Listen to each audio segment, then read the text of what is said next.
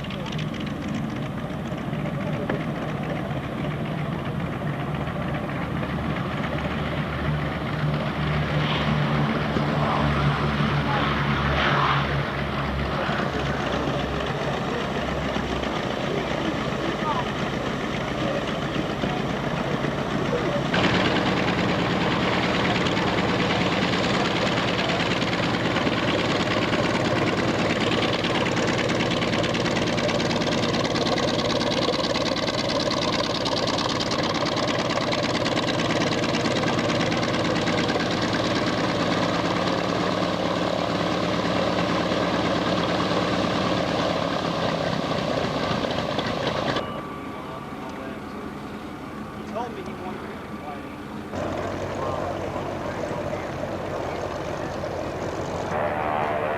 Every airplane has a little Lack of availability of blueprints and technical data. never given me the feeling that it was Scarcity of information on the aircraft is yet. Something and a lot of things for you. Now, there are a number of areas throughout the convention grounds where you may begin. That is to Hey, Danny, special events in. Now, those are special services, rather than special services. That's located by the arches, and all the services that you spoke of are available right there in that one area, right next to the arches, right? Now, I want to join my buddy alongside me. He says, well, if you'll do it, I guess I'll do it. Can they do that right there, on the spot? Instantaneous effective services. That's exactly what it is. I mean, presentation in the Air Adventure Theater.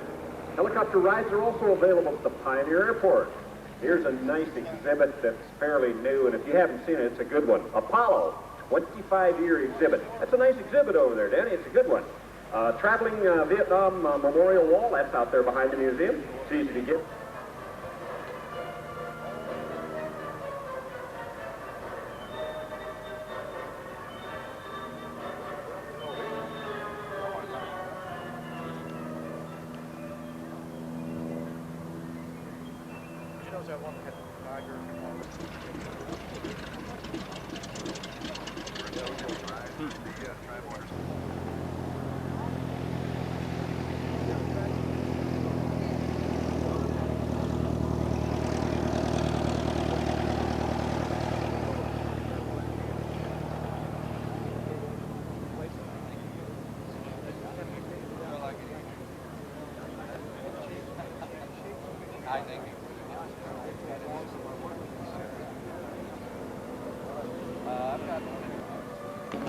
Leave those lawn chairs unattended. No unattended lawn chairs. That's right. Did you ever own a fabric airplane? No. You did? No. Did you ever get one with oh, I did, you know, and I have scars remaining. 19 years ago, where a lawn chair ate my wingtip. It was not their fault. They didn't mean to do it. They simply brought the lawn chair along, sat it down next to my wingtip up there. Oh.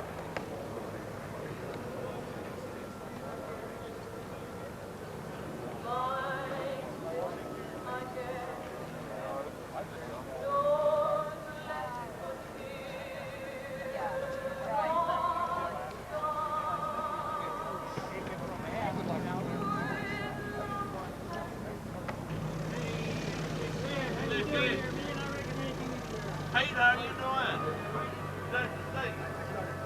Oh, you got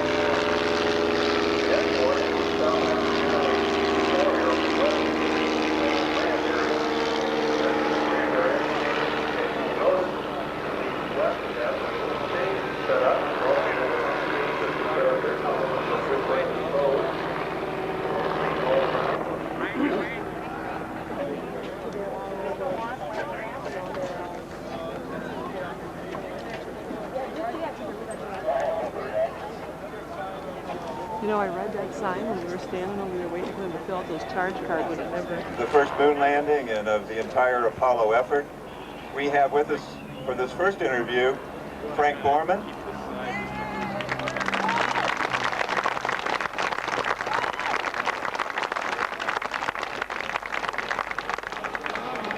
Walt Cunningham.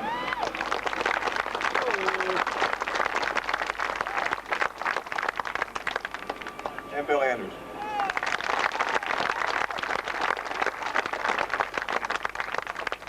Arizona building model airplanes when I was quite small. While I was still in high school, it was one of those traditional stories, worked all week and got a flying lesson on the weekend in a Taylor craft, and I soloed and got a student license when I was 15 in a Taylor craft.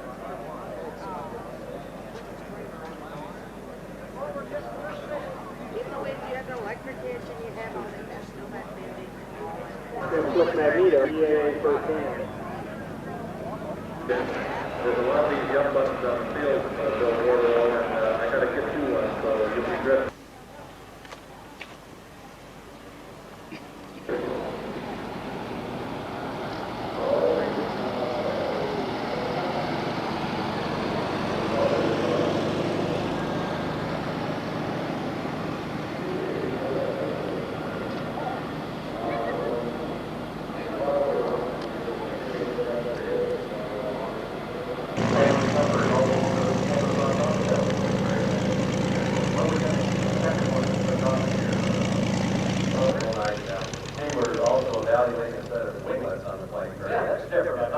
The attack may be going to take.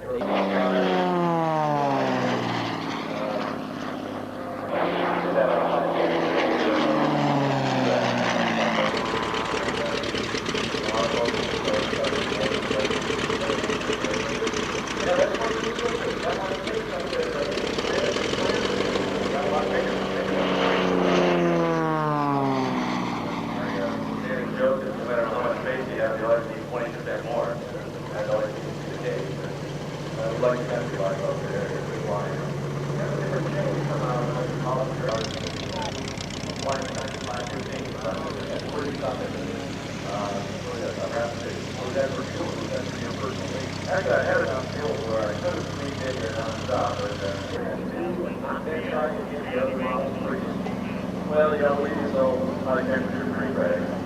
Composites will do fantastic with airplane interior. By far the lightest, custom tailored as far as how those fly. Those doctors here with aluminum. Yeah, we talk to technical it's high temperature, however, that hard looking, well, that's the expert I want to specify here. Bringing 1994 program with I just want to make that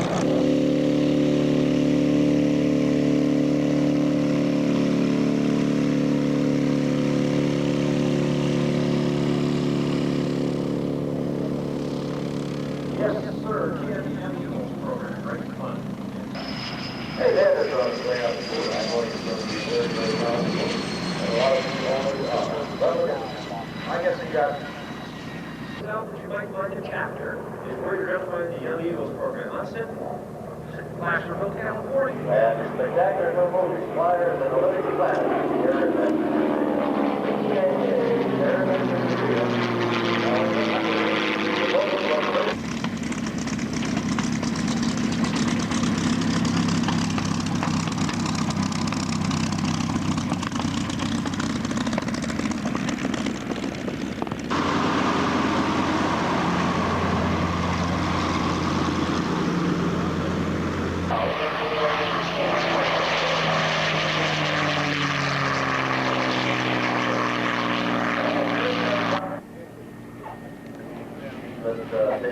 ground down there.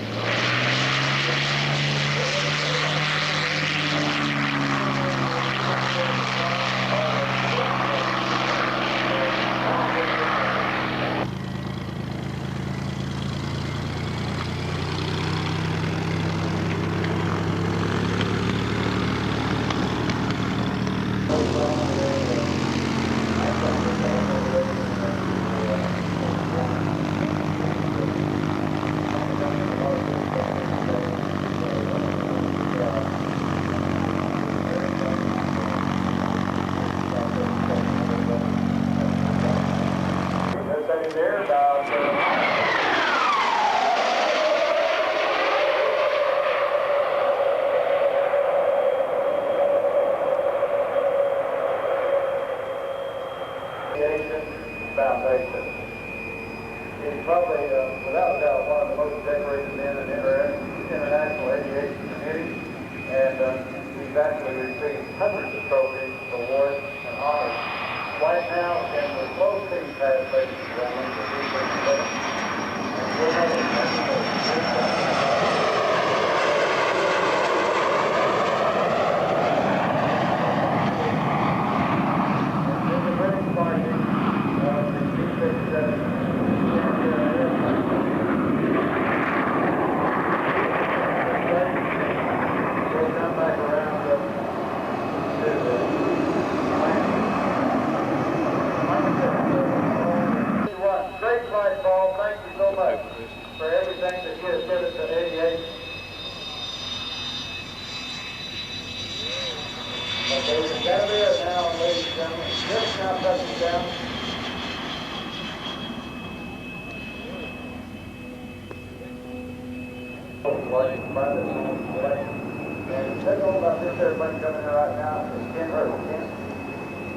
Thank you, Dr. Washington. I think Bill Boyle is going to be with me on the line too, because this aircraft has got a lot of history and a lot to tell about. Built in 1944 in Belfast, Ireland, by three separate. This was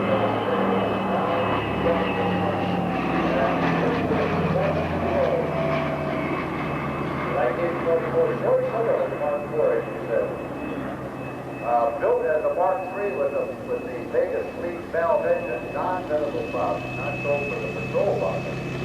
Went back to the factory in Ireland in 1845.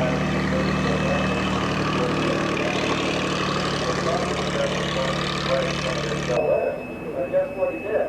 They took it by first, doesn't have any wheels on it. Okay. They just had the mark rod all winter long.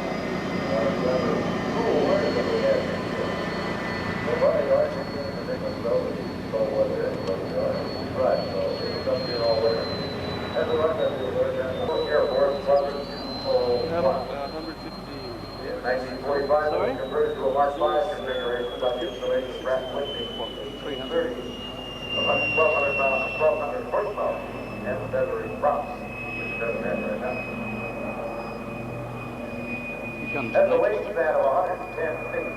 135, and the weight 38,000 pounds, and the gross weight is 2,000 pounds. And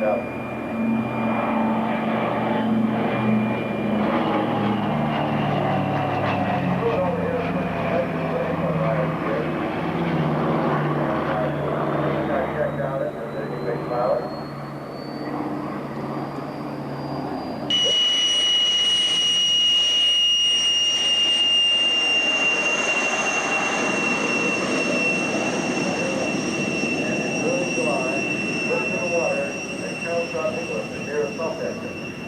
July 20th, 93, the fire called out for sitting out there at night with a big coat over jacket, with the wings fully swept.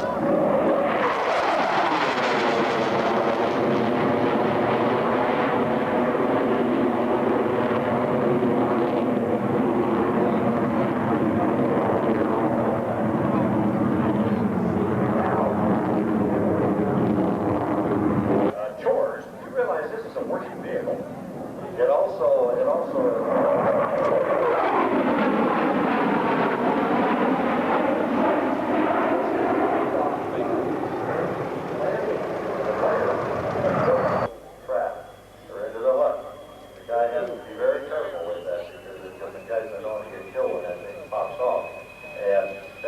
goes down, gets the, you know, sort of like a helicopter, getting a running start. And then when they pop that catapult, that steam catapult, here, let me say it, that looks off and that airplane goes right off. It's on the deck. And this is now the Jolly Roger, which is representing the old Jolly Roger, which was VF. That design team was Clarence Kelly Johnson. Through this company was Stealth and the Aurora that we can't talk about. Here's that plane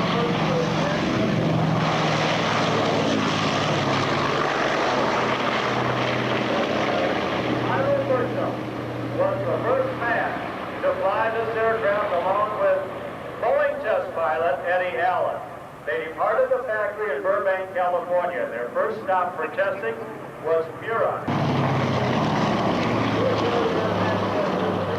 On the side, rescued out of the boneyard in the deserts of Arizona to fly once again. And there's a great profile of that distinctive twin tail. Now the international or transcontinental aircraft, less than 900 were built. It was distinctive how they look at the fuselage, how the content moves down from the fuselage and the fuselage.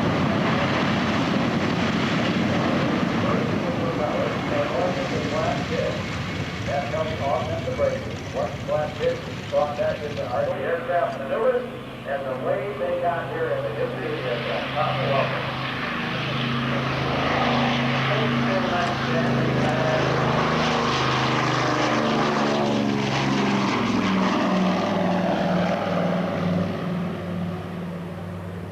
It's getting airborne now at 100 knots, and it's going to do a teardrop to the left and come down the runway, the opposite direction. I'd like to just point out the reason for us going to orbit some of the green aircraft here is viable by operating with regular airline crew and a dedicated team of professional technicians to look after the aircraft. As the aircraft goes past now, they're going to extend, well, I see they're down the gear and flaps. They'll be doing a teardrop to the right.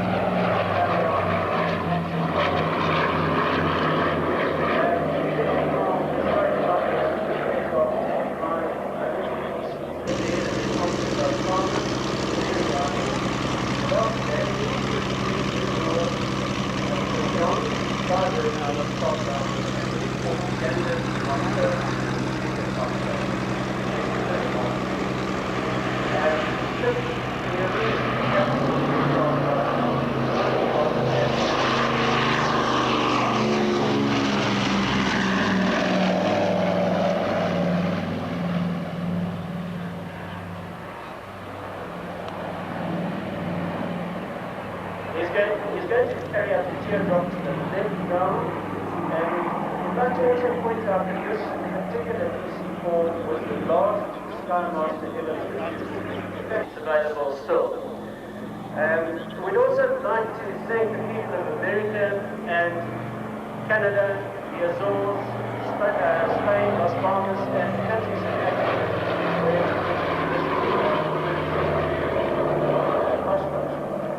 The reception was actually something to behold.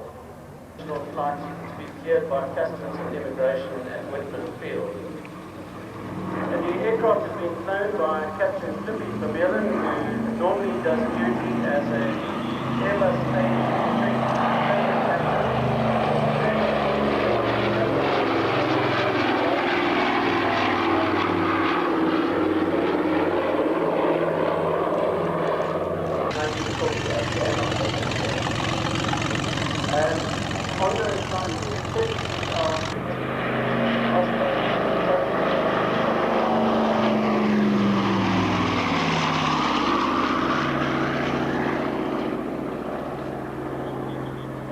Douglas aircraft being on guns again in the station. All right, thanks so much.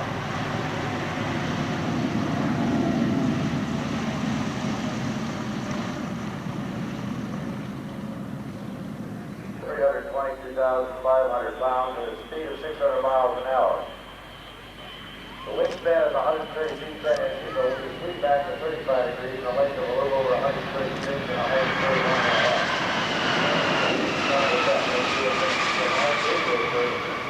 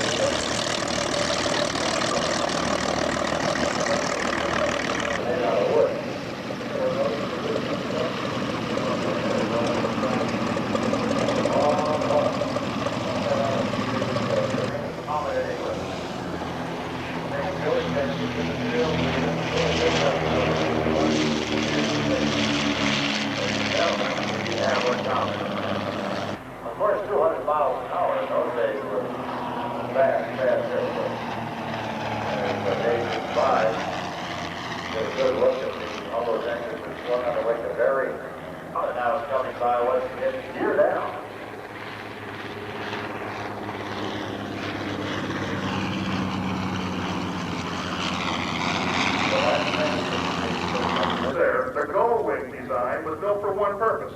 Remember I just said that it had a 1,800 horsepower engine and a 13-foot 4-inch prop. To give it the deck clearance that it needed to fly along with an aircraft carrier or to fly, with the design that it had to be built in the gull-wing or the inverted gull-wing design. These airplanes come by and have a total of 6 It's probably one of the larger groups of this type of aircraft that you will see fly here.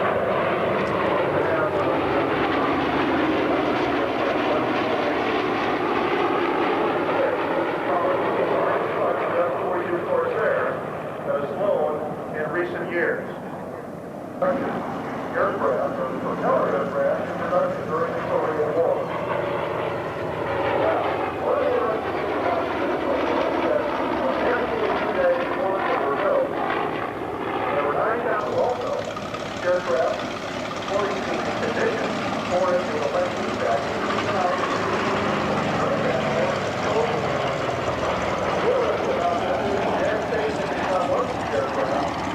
aircraft that moved over the side of several British aircraft carriers.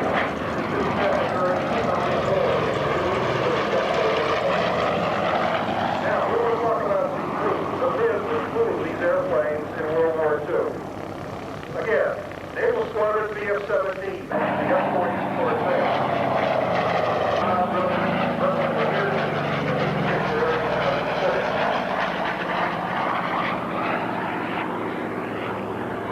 So these individuals that flew the F-4U Corsair, the Jolly Rogers, were individuals that had learned to hone their flying skills in an almost new production aircraft for Navy during World War II. This aircraft remained in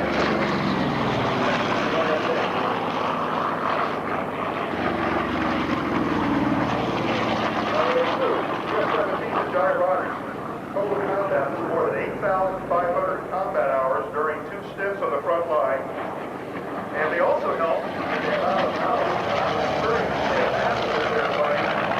They proved that it was not a difficult airplane to fly as some people had envisioned.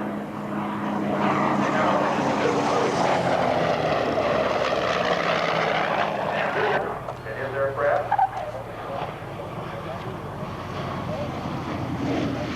There was also a second airplane with a remote.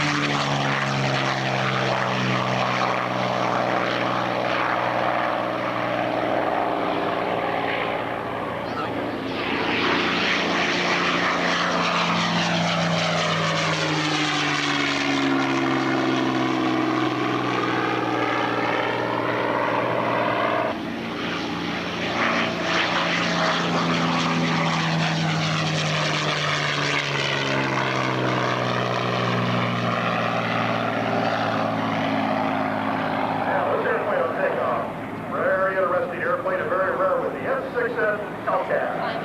Built by Grumman. This airplane was one of our all-time fighters.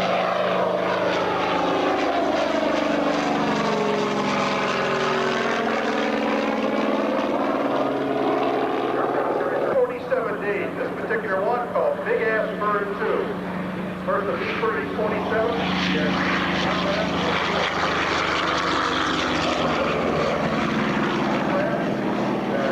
The nickname of the judge, carrier aircraft. This airplane did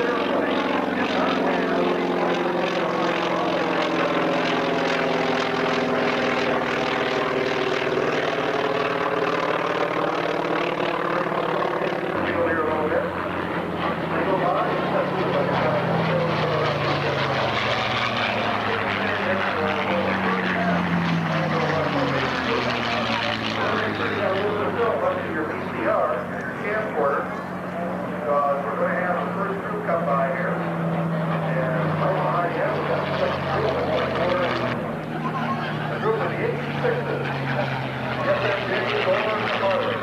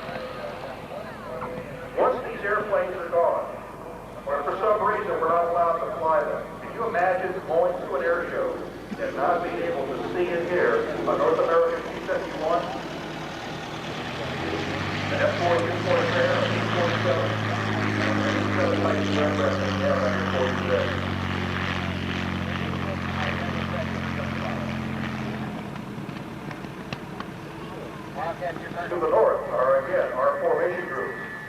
And again, the first group that we're going to have here is going to be the North American AT-6s. And what they're going to be coming by here is what is known as the aircraft. What you're going to be seeing here as they get to Air Show Center, they get to the west and north of them. These aircraft are going to right to the right. There are individual groups here as they come by. The T-6s first, then the T-34s, and then behind them the T-28s. So when they get right here in front of you, they're going to do it a little bit early here. Okay, now you have a good shot here, especially to get your VCRs on. As the 86 and the Harvard SNJs are breaking.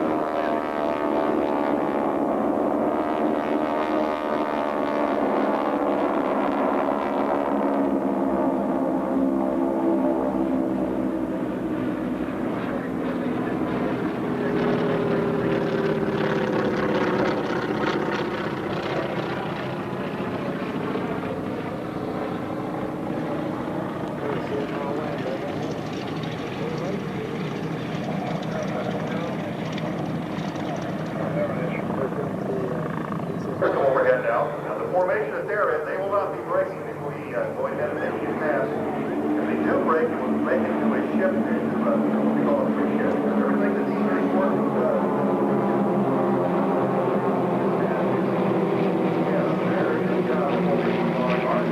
okay, the area is a free shift right here. A lot more difficult. The thing about the T-34s, a lot of people ask us, why don't the T-34s land like C-6 or 28? Well, they fail to aircraft. A little more difficult to have aircraft. Now, yeah, ordinary T-28 Trojans, as they come overhead here again, and they take their right individual 1-2 formation here. For $500, you become a state member or part of the EA B-17, supporting the B-17. You have a chance to get your picture taken. And the reason for this is that it takes an awful lot of money to aircraft fly. Now, they want to reward you for doing this. The consequence of the EA is...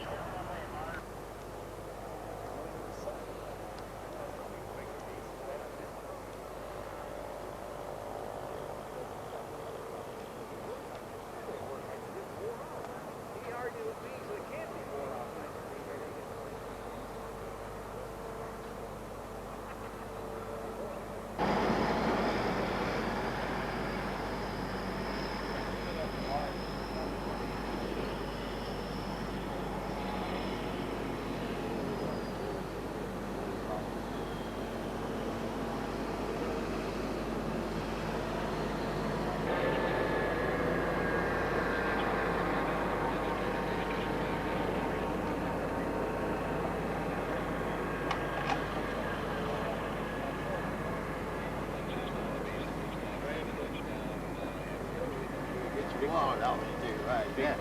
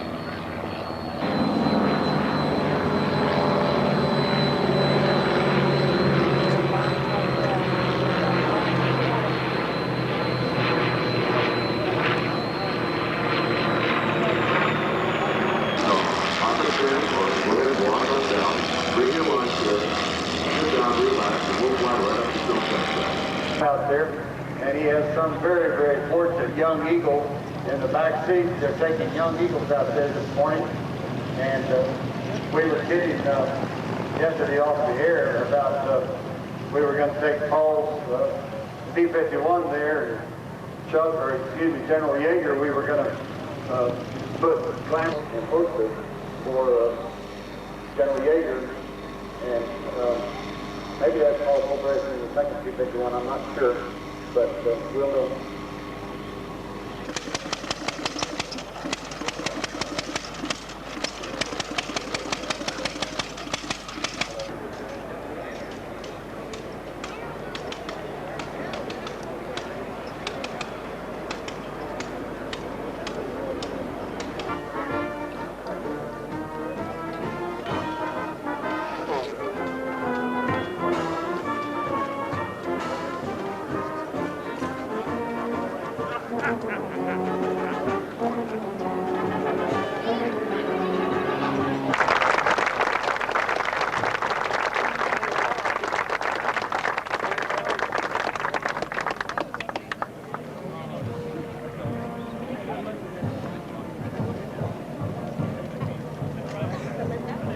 Hello everyone, my name is Mac McClellan. I'm the editor of Flying Magazine, and Flying is happy to help sponsor the appearance of Apollo astronauts here this week at Oshkosh. We're celebrating 25 years since the landing on the moon, and in general the entire Apollo program. Today we have with us here astronauts from Apollos 7, 8, and 9. Walt Cunningham, Apollo 7, the first Apollo.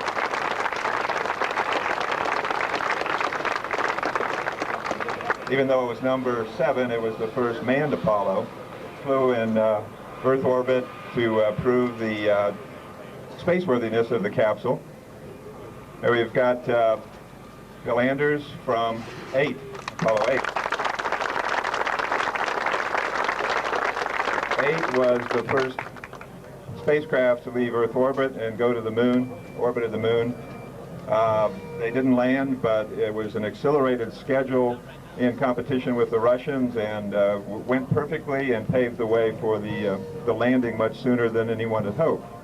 And Jim McDivitt from 9.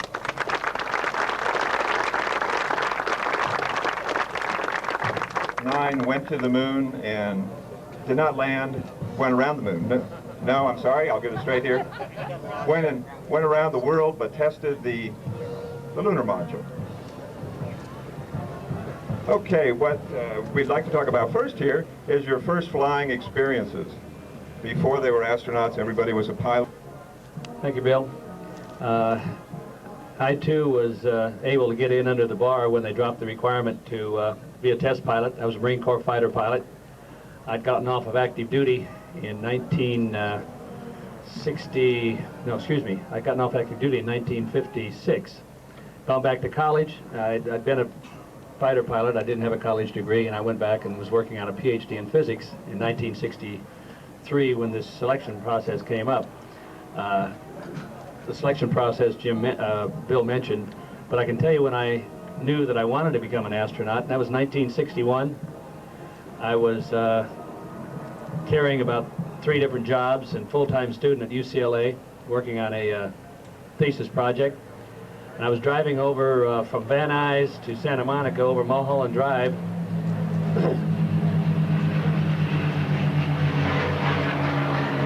And it happened to be May 5th, 1961. And on the radio was the countdown for Alan Shepard's first suborbital flight.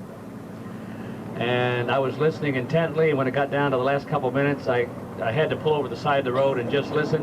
Got down to the last 10-second countdown, 5, 4, 3, 2, 1, liftoff. And I found myself sitting beside the road before that Redstone rocket had cleared the tower. I was hollering out loud to myself and looking around, see if anybody's listening, "You lucky son of a bitch." And that was my first recollection of wanting to get that job, and 2 years later is when I made the application.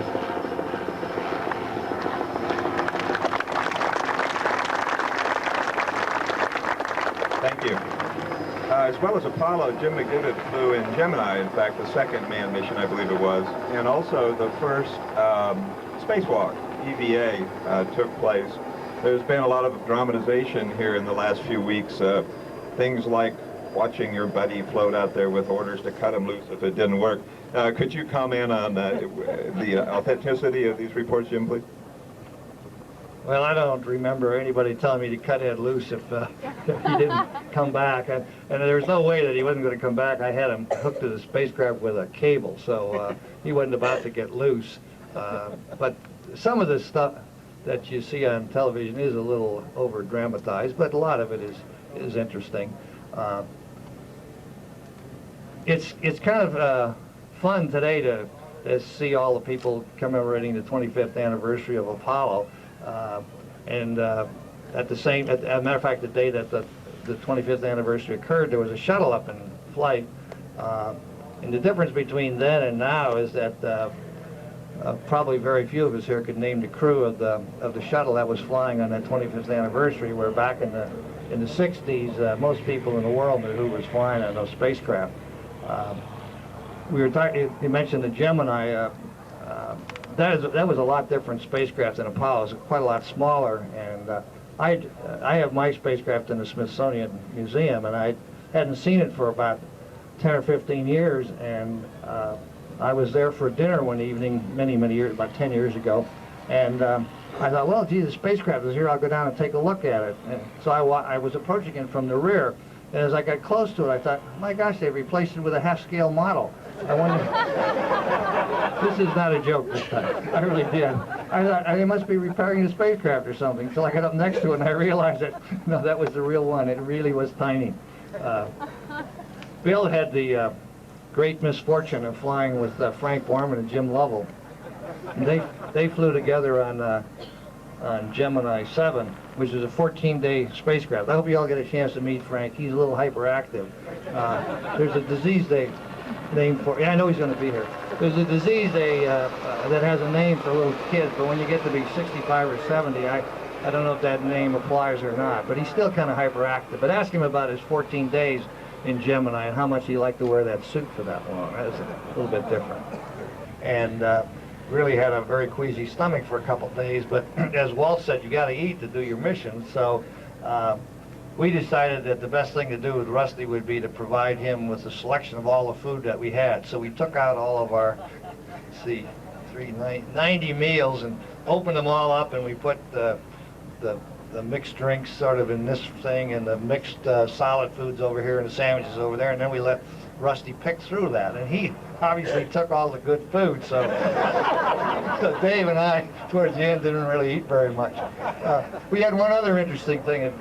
Walt was talking about forgetting the meal.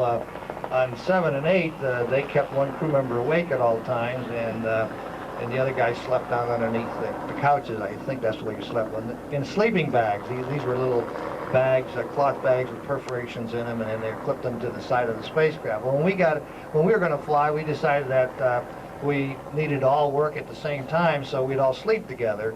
And Dave, Scott, and I were going to sleep in the seats, and Rusty was going to sleep down underneath the seats in one of those sleeping bags. Well, the first night it got cold, it was lying there, so well, I'll go down and get that sleeping bag and get in it. That'll warm you up. So I did that and got back up, and about 45 minutes later I heard Dave scrummaging around down underneath the seats and making a lot of noise, and after about 15 minutes I said, "What the hell are you doing?" "I'm looking for the sleeping bag, I'm cold." So he looked for some more fun. I said, "Just put on some more long underwear, do something, go to bed, we've got a long day tomorrow." So the next day we called down to the ground and said, "Hey, we can't seem to find that third sleeping bag. Would you tell us where it is?" Long pause. "Yeah, it's down here." We forgot that 3 of you guys are going to sleep at once. You didn't go get it. We're just about out of time for the amount of fuel that was left on the original lunar landing. Was that unusual and as risky as it sounds in the publicity? Well, I guess nobody ever likes to land with only 10 to 20 seconds of fuel remaining, although we've had to do that from time to time, maybe. And it can be made very melodramatic. The number is accurate. As a matter of fact, I think they reported at the time 16 or 17 seconds, but when they cranked in the uncertainties, it was someplace between 9 and 20 seconds or something like that. But keep in mind that you've got your limits as well, and you've got a rocket engine, and the real question is how far can you go and how much fuel can you run out before you can make a successful launch or successful abort. So what's really dictating it is the line for abort as opposed to how much fuel it would take to make a landing. See, and I enjoy it a lot being able to have the kind of humorous exchange that we get these days. Thank you.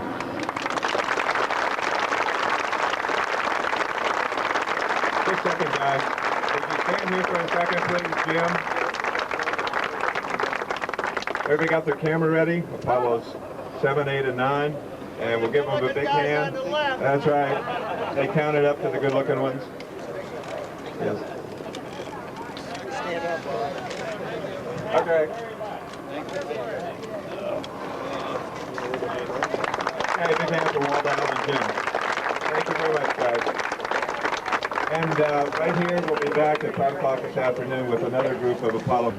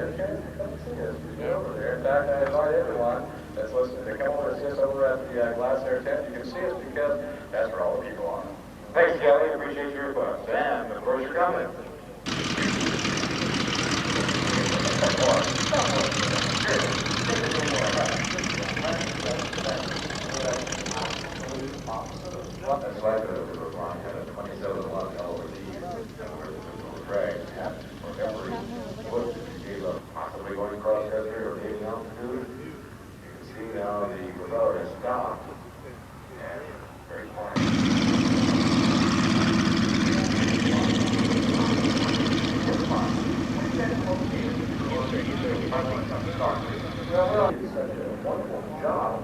by taking this type of aircraft and exposing it to the general public. We sure miss that glass air flying around.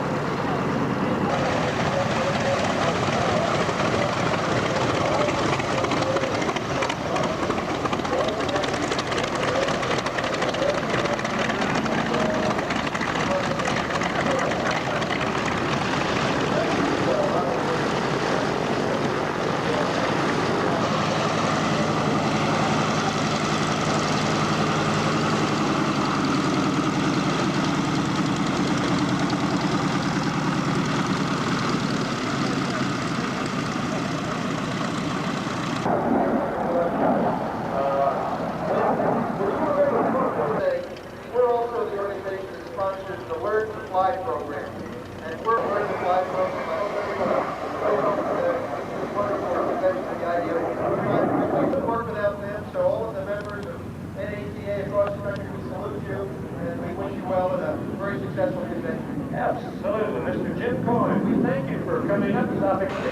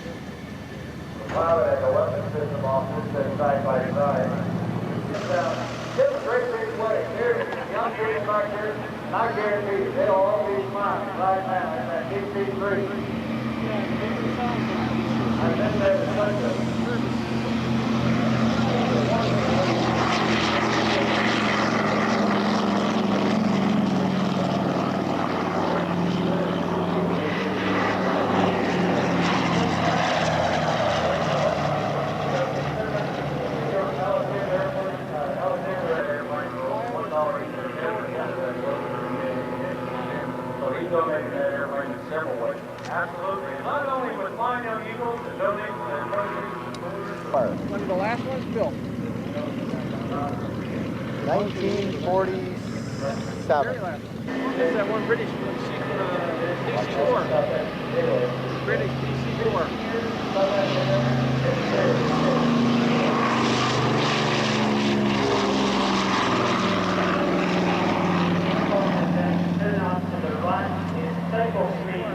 Was just on 100 knots. It's going to be a teardrop turn. Its name is the Bombo, which is the name of the mountain range. It's going to go past us and extend the gear and flaps as they go by, just to show you the low profile of the aircraft. Okay. Let's give it a try.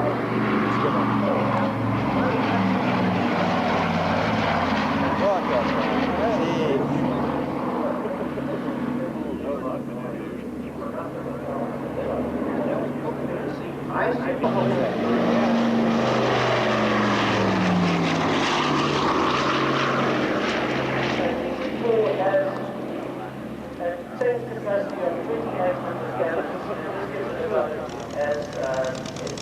old airplane, but it is getting ready to start. We work in Canada, Australia. What the hell?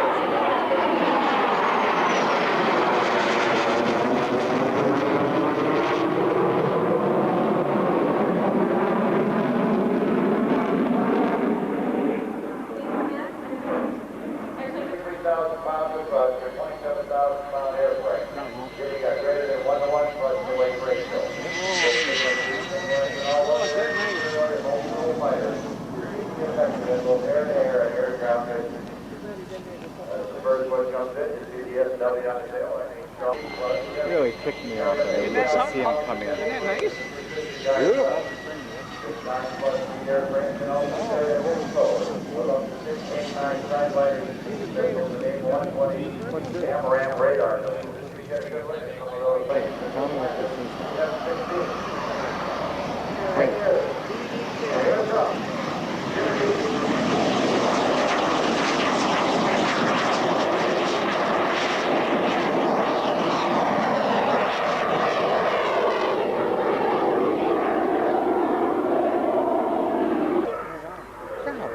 Kick, you know. That's the BD-10.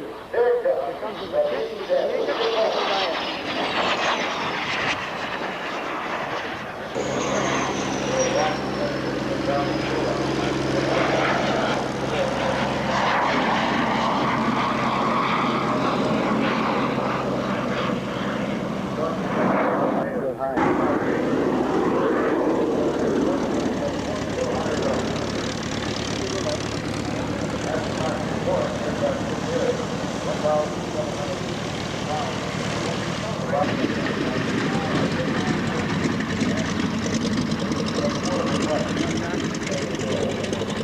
You gonna give her?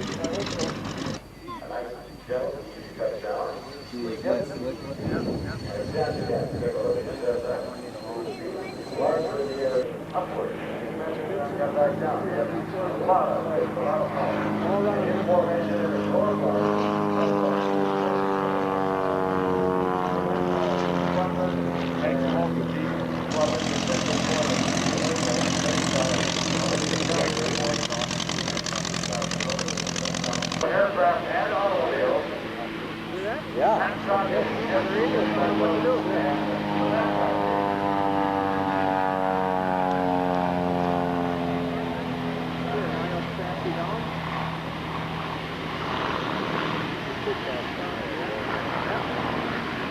I want to go on a pretty good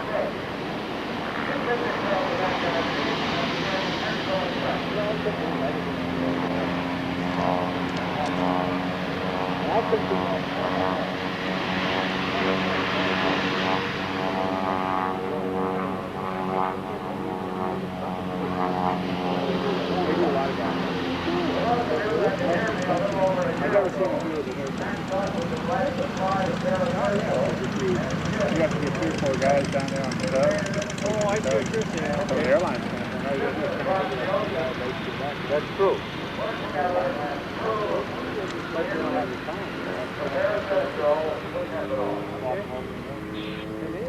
You would think we would have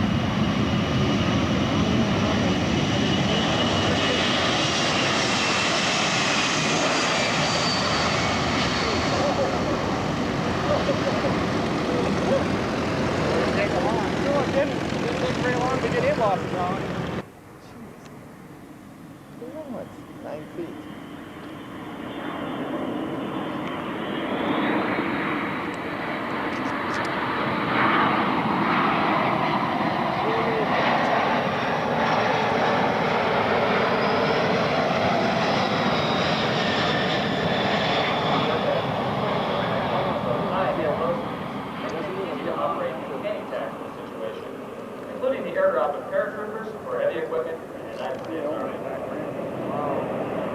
As the aircraft passes, please notice the head distance.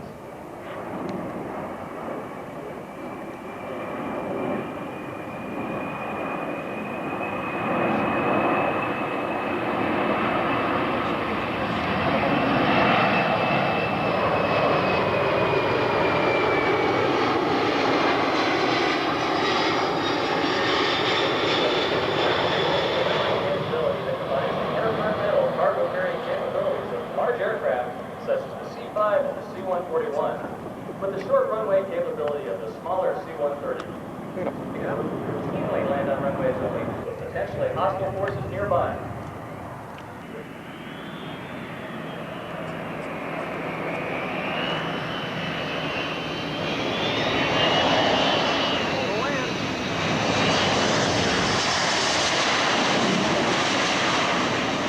The aircraft now demonstrates a very short landing distance.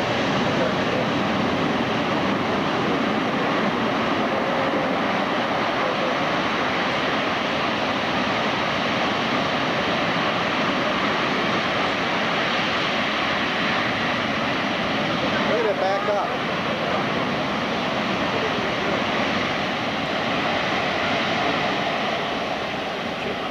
The aircraft is now demonstrating a capability limited to very few aircraft. The ability to routinely back under its own power. The team doesn't need to use this capability to maneuver on the runway.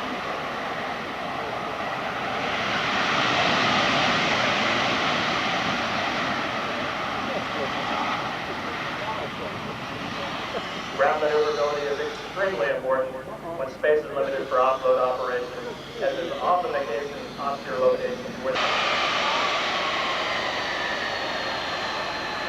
aircraft will take off performing a maximum angle climb, demonstrating the impressive power of the ability to depart an airport for any resistance to setting. After a very short takeoff run, the departure climb angle is over 25 degrees nose up. The aircraft is almost 1,000 feet before approaching the departure end of the runway.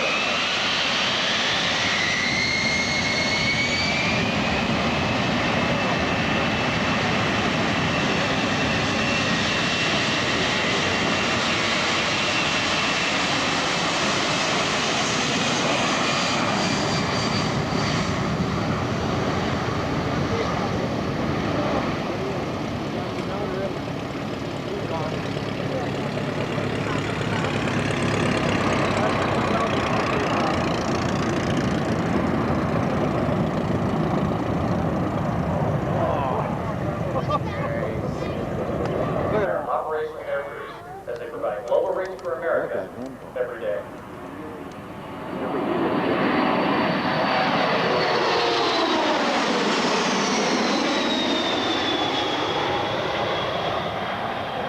Airplane very convention. Over here on reverse Thank you very much.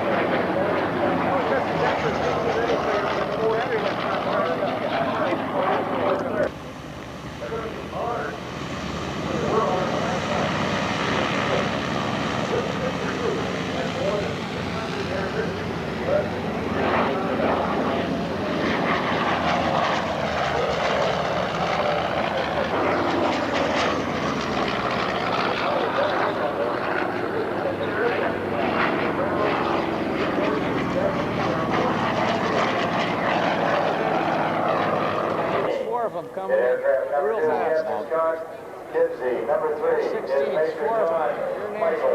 Number 4 is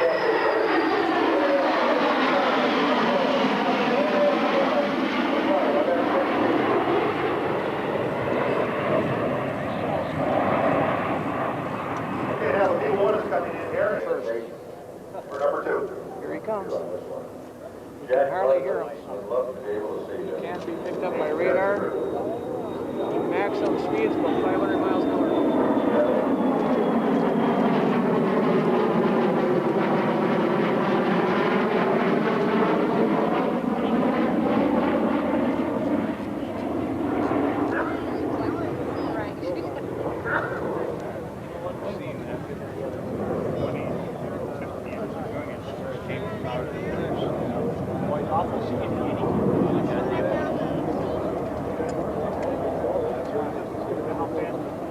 Ladies and gentlemen, how about a great big EAA round of applause for the B-2, the F-16, for all the people that put this together. Trust me, it went pretty high up to get these airplanes here. As Bill just mentioned, this is the second civilian air show. We have a little deal we have here for you. We're going to put on the ground show here for you.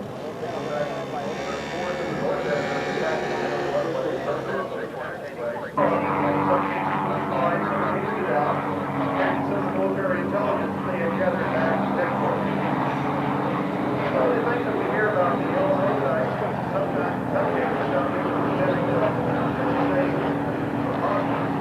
this is the older one of the stories that we hear about this outside.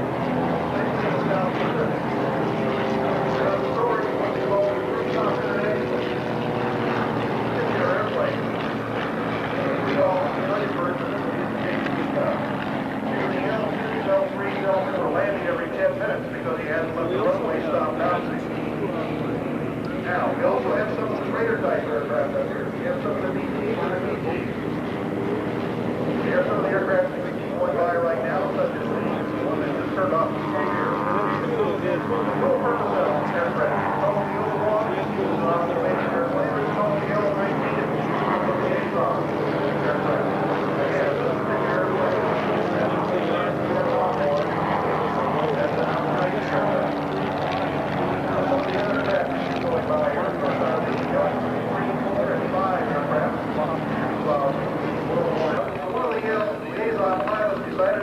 Slide back the canopy of this L-17. They stuck the refrigerator in and put the generator back in the baggage compartment. And that's how the nickname of this particular airplane became the flying pickup truck. There's also going one of these aircraft actually down there in the airplane. That's where some of the military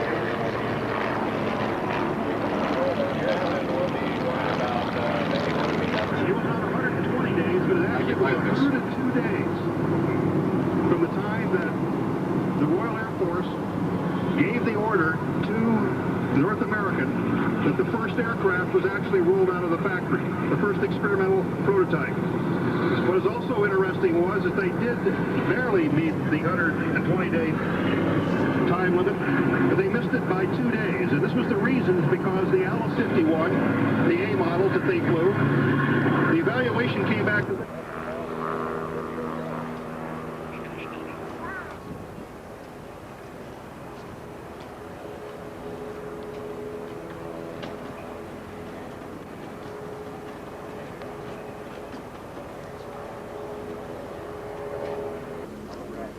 And the Oshkosh is up in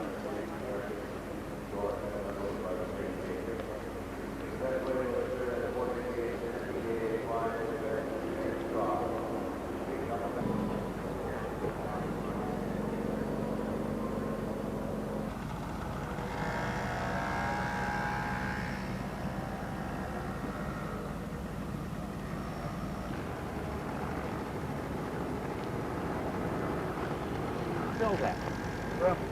Rum.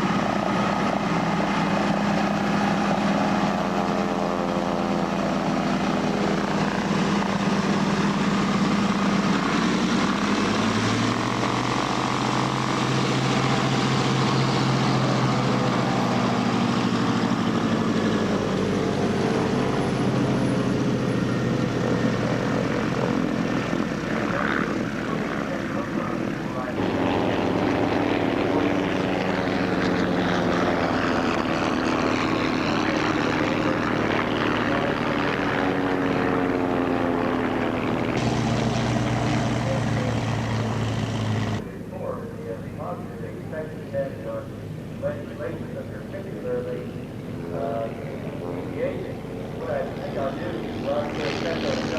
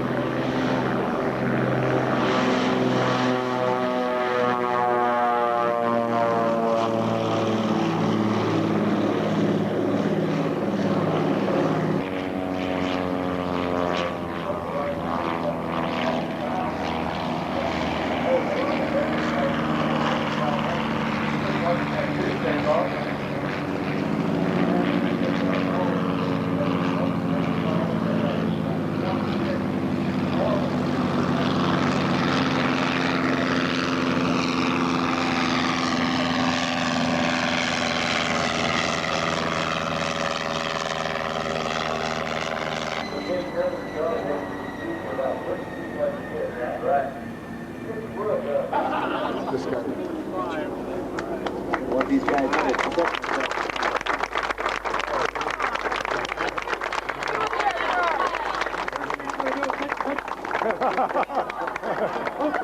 We were here first. Hi. I'm Tom Bennington with Flying Magazine. I want to welcome you to this salute to the Apollo mission astronauts. We've been real proud to be able to be involved with this, and everybody that I've listened to has been really exciting, and I think you're in for a real treat. We have Frank Borman, Jim Lovell, and Bill Andrus.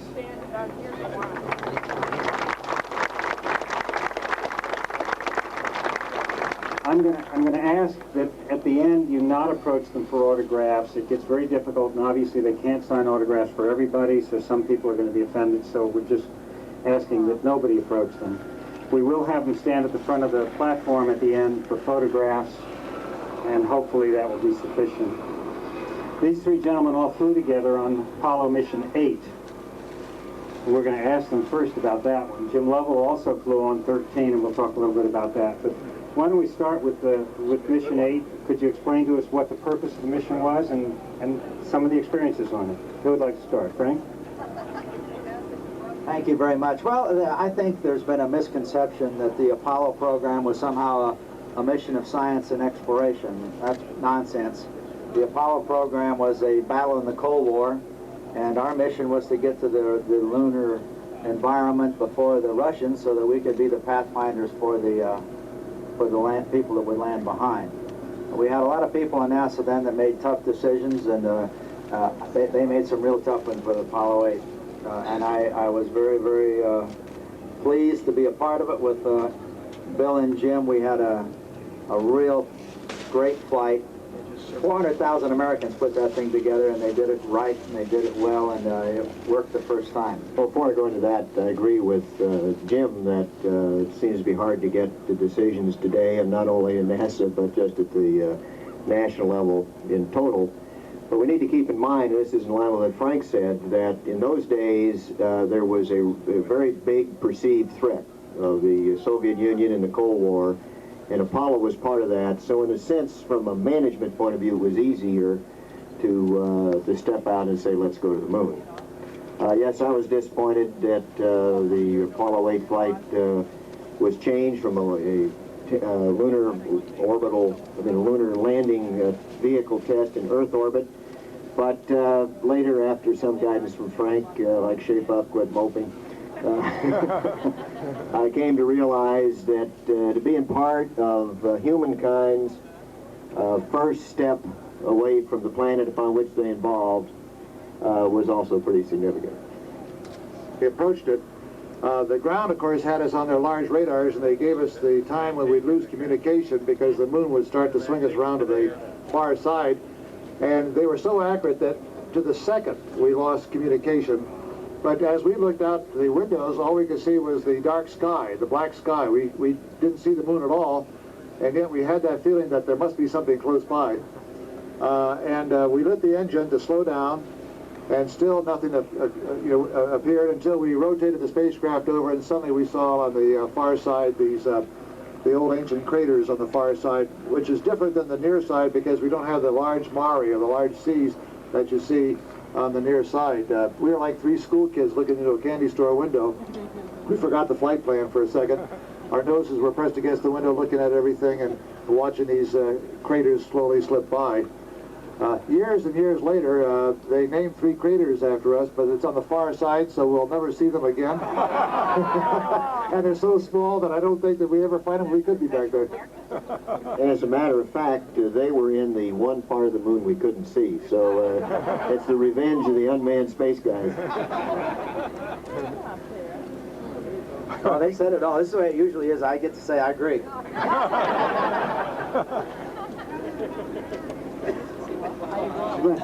Let's get back to Earth just for a minute. Could each of you tell us how you got involved in aviation and then how you got involved in the space program? Bill? No, I learned a lot about model airplanes young and built and flew them, and then went on to work all week in a really sweeping floors in a department store so I could take an hour's flight on Saturday in a Taylorcraft. I learned to fly in a Taylorcraft in Tucson with a lady instructor who was just great. I wanted to get into the Air Force then, but this was in 1946, and the Air Force was really sizing back, much as they're doing today. I was fortunate enough to get an appointment to West Point, and joined the Air Force out of West Point. And then, much as Bill and Jim did when NASA put out the request for volunteers, I was at Edwards instructing in the test pilot school, and I joined the list of volunteers and was fortunate enough to make it in the group along with Jim. That was the group that included all the people that could really fly. The first were physical specimens. The ones we had not had serious setbacks, and it stunned the organization because we had allowed a lot of hydrocarbons to creep into an environment that was 100% oxygen. Somehow, you know, Velcro is so convenient in space, so you can just stick somewhere there and it stays there. We knew we had trouble with that spacecraft. It was the first one, but no one expected this, particularly in a test on the pad. But I am always amazed at how the organization got its act together. And let's see, that happened in '67, and in September of '68 we flew on Apollo 7. And it was a remarkable turnaround. I was, as was mentioned, was part of the investigative authority. It was also, I think, one of the most candid reports to Congress ever made. We just got up there and said, look, we made a mistake, a big mistake, and it cost 3 lives. But we think we understand it now, and we want to go forward, and it worked out that way. All of the nonsense that you might have heard on the recent TV about NASA trying to blame it on Gus Grissom and so on is garbage. It was a fact of life that it was a dangerous business, and 3 people got killed, and that we went on from there. I might add, my only part was that I had the sad duty of telling Ed White's widow that Ed had been killed. But just underscore the importance of that study, which was no holes barred. People weren't covering their backsides. Frank in particular made sure that was the case, and that's why one of the key elements of success for the later Apollo programs. There was one other moment in the Apollo series of missions that had the whole country on edge, and Jim, that was your Apollo 13 mission. I understand you have a book that's going to be coming out soon, and Tom Hanks is going to be in the movie.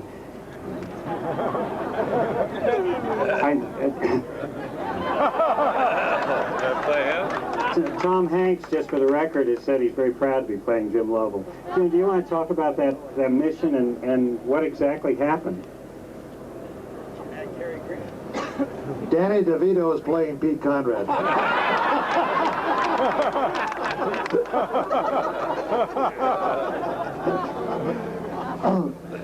Well, it's another case of, working very hard to make a perfect spacecraft, and yet human error creeps into it. The accident actually was set up 5 years before we took off. All of you who are very much enthusiastic in aviation realize that most aviation accidents are usually caused by a series of events that sort of overcome the pilot or the airplane, and this is exactly what happened on 13. The accident was set up 5 years before we took off. As a matter of fact, the initial cause of the accident was on board Apollo 8, 10, 11, 12, and 13. That was the case where we had the wrong thermostat in a heater system that was inside a liquid oxygen tank. But several other incidents occurred that caused the accident. One was the fact that there was a loosened tube in the tank that we didn't see, and the third thing was that we left the heater on for 8 hours during one of the tests, which we thought would be okay, and it turned out not to be. And a series of small things like that. Suddenly, all that built up about 200,000 miles out. We turned on the fan to stir up the oxygen, which was part of the heater system, and the tank blew. The oxygen rushed out and flashed into a gas and blew the entire side of the spacecraft off. It was sort of a bad position to be in. We were going the wrong direction. The Earth was back there, and we had to go around the moon, use the moon's gravity to twist us around, and then use the lunar module, really, which was very fortunate that we had a lunar module. Had this happened on our Apollo 8 flight, the three of us would probably be a monument to the space program that'd be going around forever up there. But fortunately, we had the lunar module, and we used its engine, used its oxygen system and everything like that to get us back safely. And of course, finally, it would not make a re-entry into the Earth. It's a very flimsy vehicle, and we climbed back into the command module just before we hit the atmosphere. And I'm glad to be here to talk about it today. Oh, yeah. Well, maybe if you catch it on television again, there was a great PBS movie done by WGBH, I think. They do these great documentary type movies. If you haven't seen it, it's well worthwhile to see because it's a pretty accurate account of the whole thing. And it's right, yeah. Ron Howard is doing a movie next year on the event. Hanks, by the way, if you saw him in Forrest Gump or Philadelphia, he's a very avid aviation enthusiast and astronaut. He knew all the names of all the guys when he was growing up as a kid when we were flying, and he actually asked to do this particular role. I might.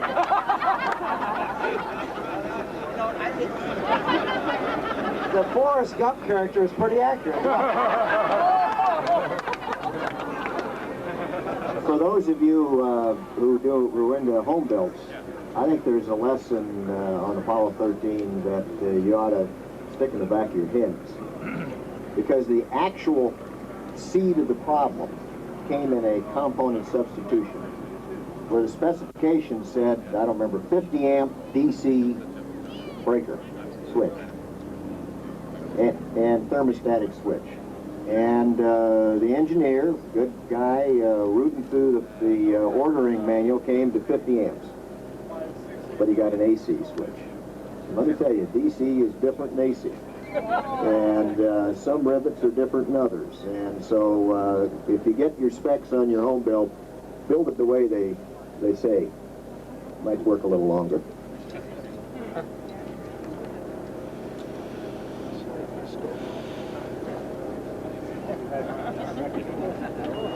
Well, we've heard a lot about the launch. Somebody reminded me before that we haven't heard much about the recovery.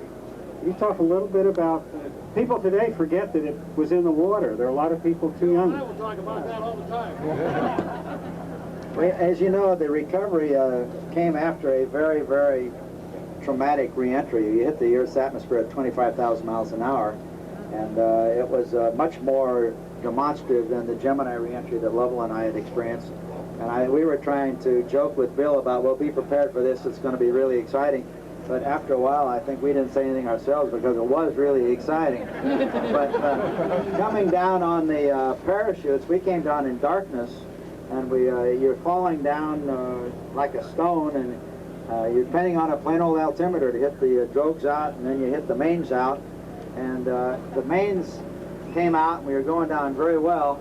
And we had a situation set up, a flight plan, where Bill was supposed to push in a circuit breaker to release the chutes, and then I would throw the switch because we didn't want the circuit hot, you know, in the event that it would be a short and you'd lose the chutes 30,000 feet in the air, which would have been a very undesirable event. So we hit the water so hard that Bill forgot to push in the circuit breaker, and when I turned the switch, nothing happened. And so the parachute turned us over, and I had nothing to do with the Navy, and I got sick, and they got mad at me. That's my story, and I'm sticking to it. And it's 50% true. Which was the second time he got sick. But we got to tell you about the first time. Actually, the circuit breaker went in on time, but we hit so hard that even a really strong infantry-trained Frank Borman couldn't hold his hand on the switch to release the drogue. We went over, and it reminded me, here we were hanging upside down, and all the junk that had collected in the spacecraft, and it sort of just migrated off in all directions. And during entry, it had worked its way down to the bottom being the direction we were going. And now we were upside down. I can imagine they took a New York subway when you're in it and turned it upside down, all that trash falling in your face.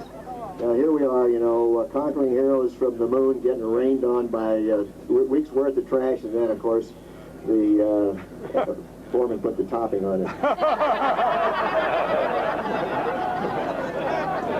Well, now you see, I wasn't here yesterday.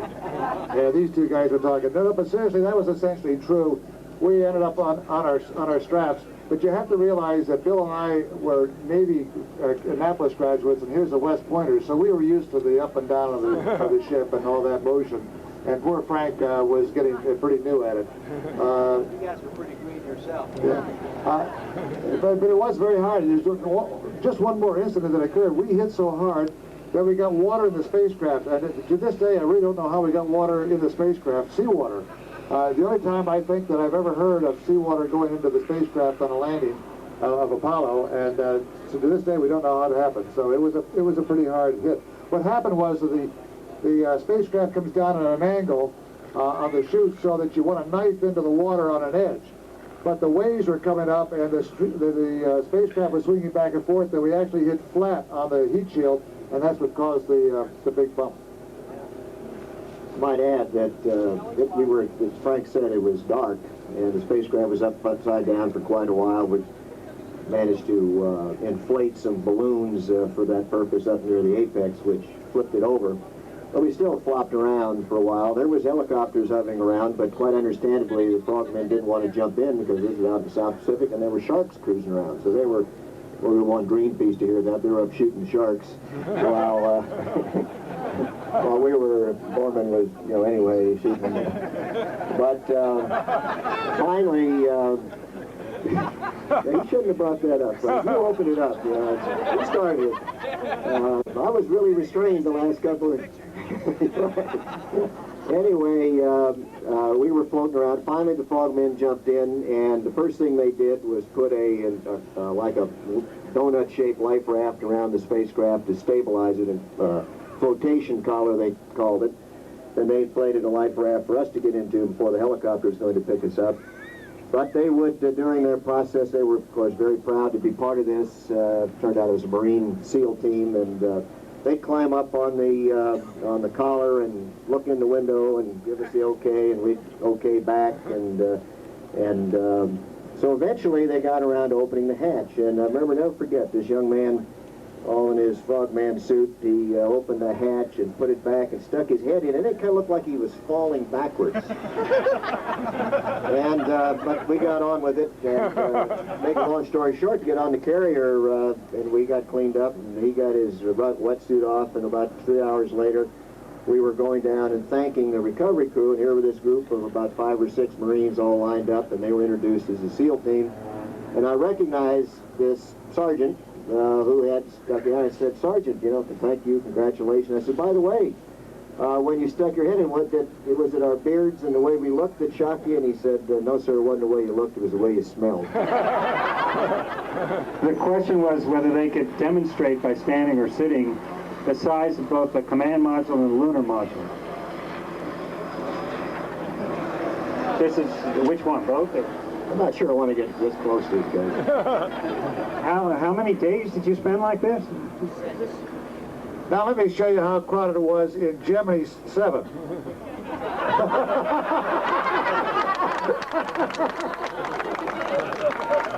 The thing that worried me the most about Apollo 8 is these guys had spent 2 weeks together in Gemini 7 and actually came back engaged.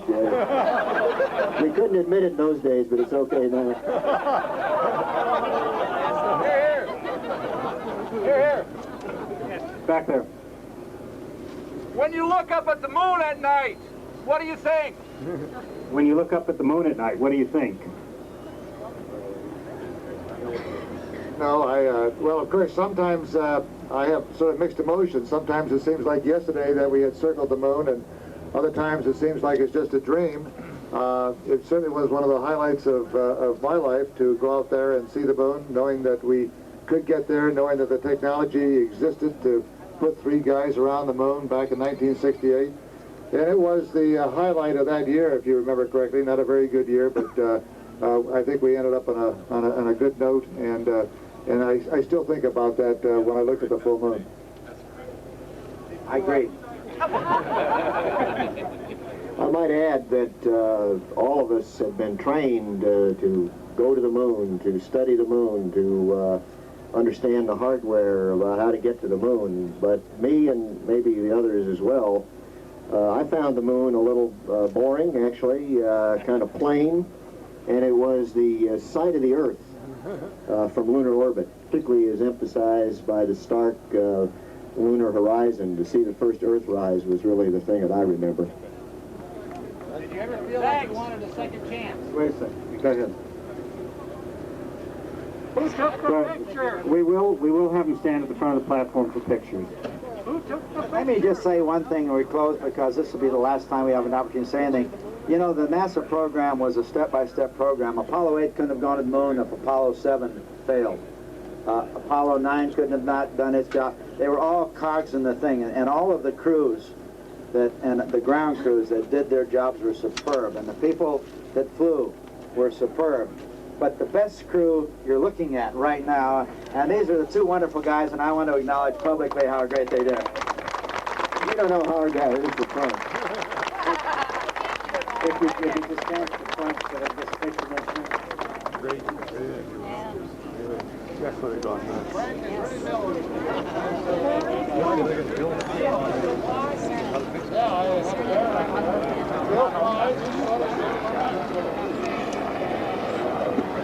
Was in front and everybody just leaves in front of me here, so I'm glad I got some. Excuse me, and I'll go back this way and you guys can get up here. Okay. Turn. Frank. Afraid to move.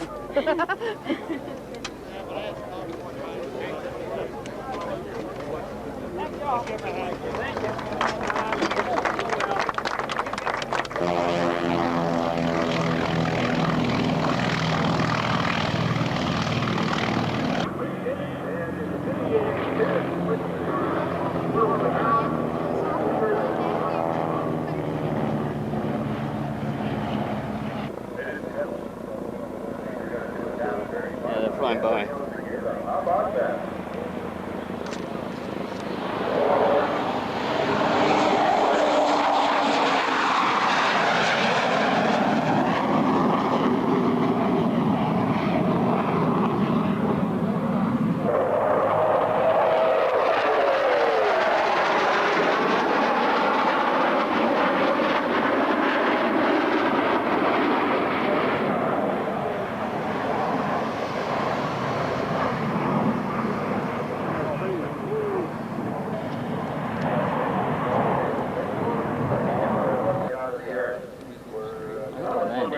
Okay, here comes the first.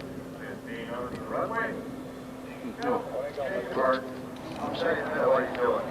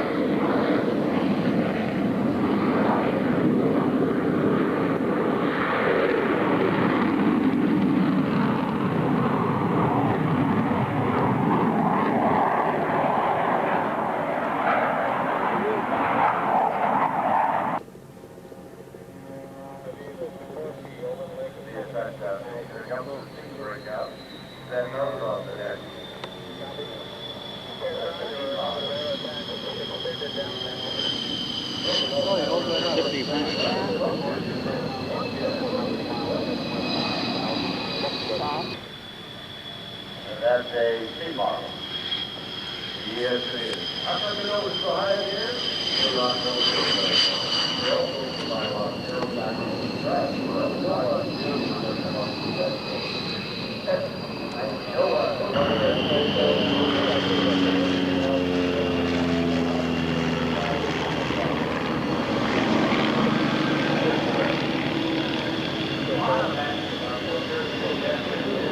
That is, I don't know.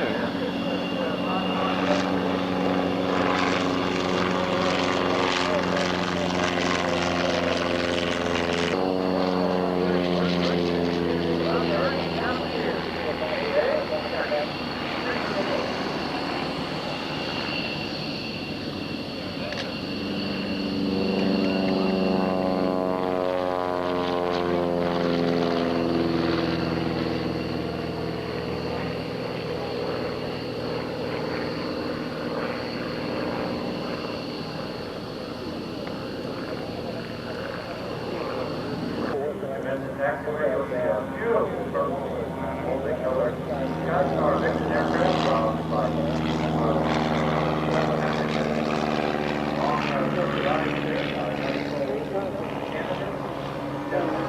Jennifer, 60 years old, she's going to have her Young Eagles experience today here during the convention. The Young Eagles program launched in 1992 as part of an effort to fly 1 million young people between the ages 8 to 18 and afford aviation aircraft to develop the Young Eagles program. Thanks for cooperation with us. I'm sorry I couldn't get that in here.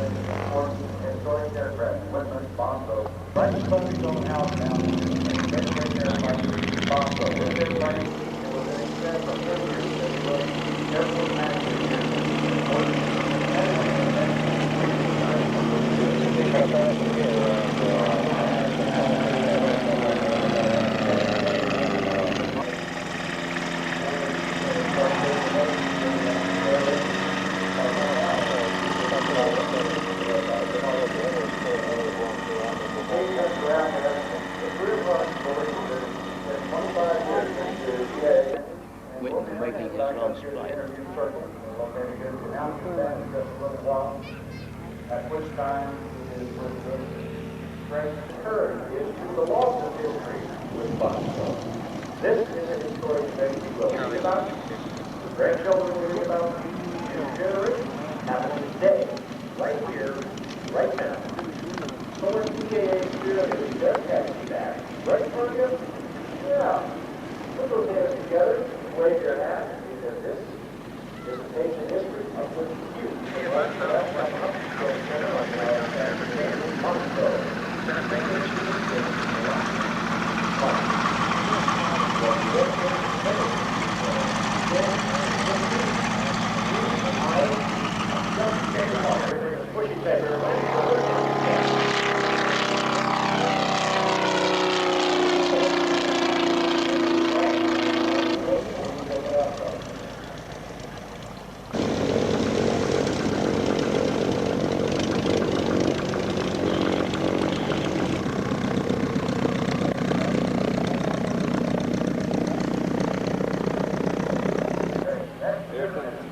Well, it's different, but he's such a confident boxer professional pilot, I don't mind it at all. You'll be lifting off 9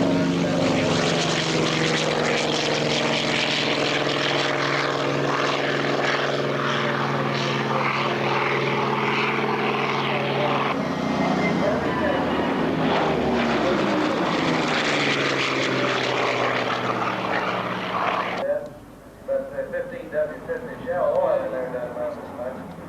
Boy, that's sure all a great big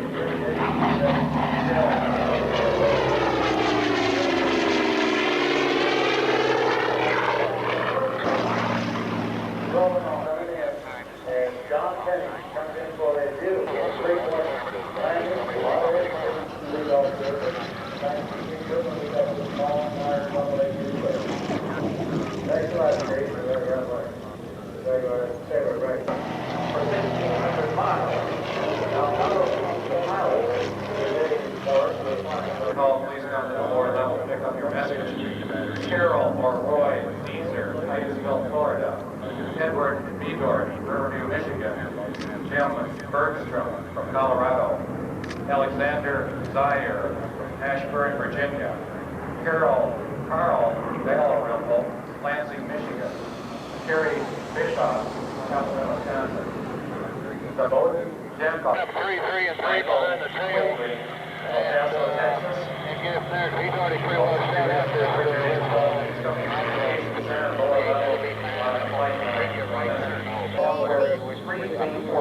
six of the Corsair aircraft. Again, the reason they're flying like this particular B-25 is set up so the tail area, the center part of the fuselage, the whole back part of that has been removed. And there's a cameraman laying back there with one heck of a view of a bunch of very beautiful airplanes. You never wondered how they get some of these beautiful formations. But they did fly a very important mission. They did fly a very important 337. In fact, the first 13 of these aircraft that came down the production line were actually Cessna 337 and were modified while they were on the production line to be made into the Cessna 02. Basically, the tail was taking out the back seat and all the interior. They diversified away. Radio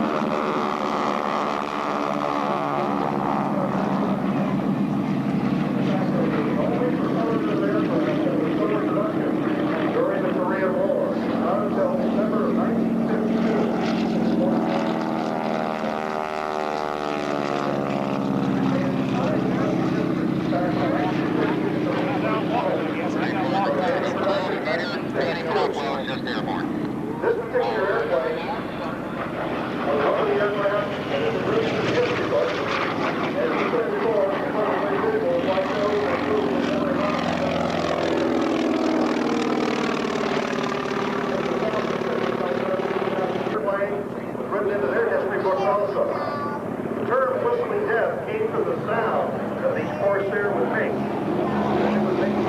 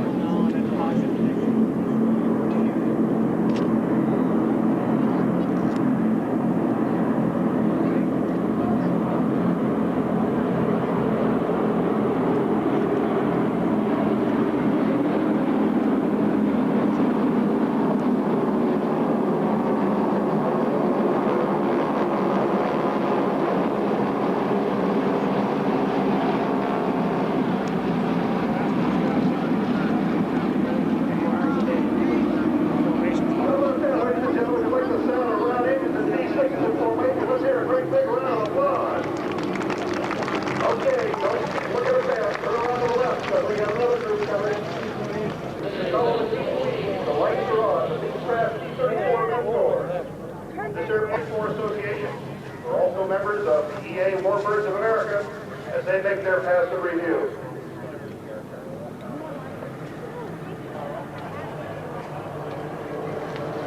Whoa, Dad!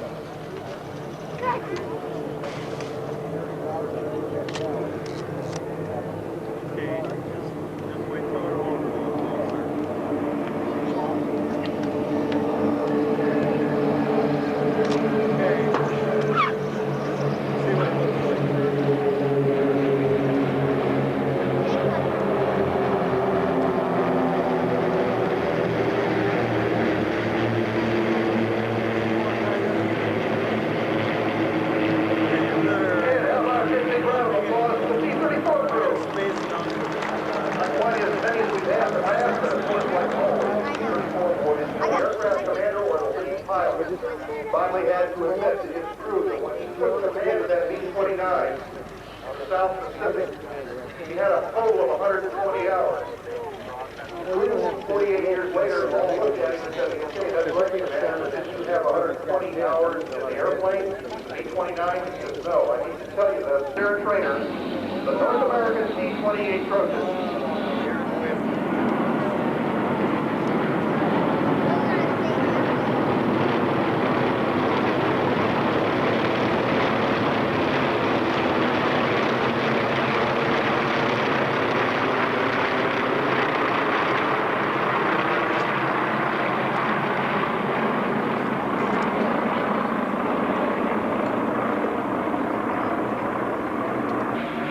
formations that you see, and this is the way they like to see them come home, with all 4 aircraft of the flight at one time.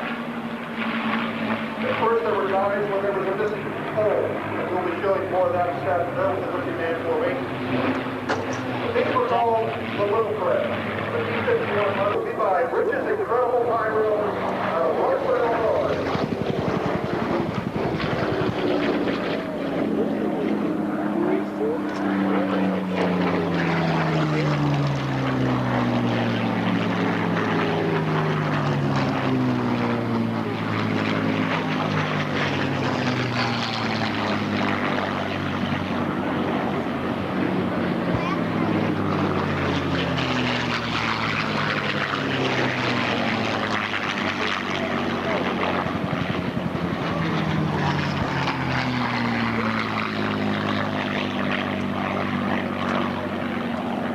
That they were supporting and protecting had 10 crew members. The fact that during the air war in Germany, or in Europe, as they were flying over the occupied parts of France, flying into occupied, or the homeland of industrial hostility,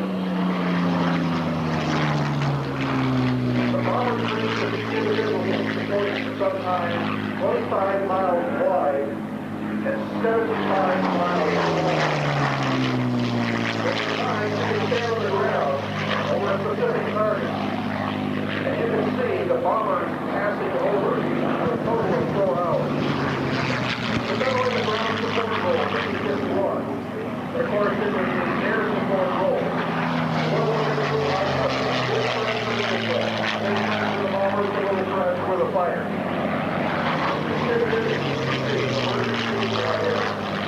That's mostly what on the war for the Allies in Europe.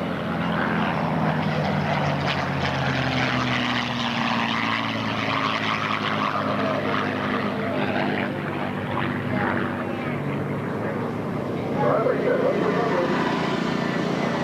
what the Mississippi did for us over 50-some years ago.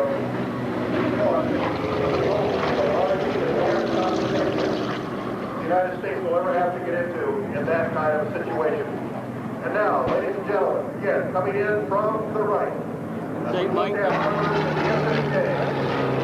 coming by, and they're exit line and the left. So the aircraft will bring out their formation. Ladies and gentlemen, again, the AT-6s, the Harvards, and the SNJ.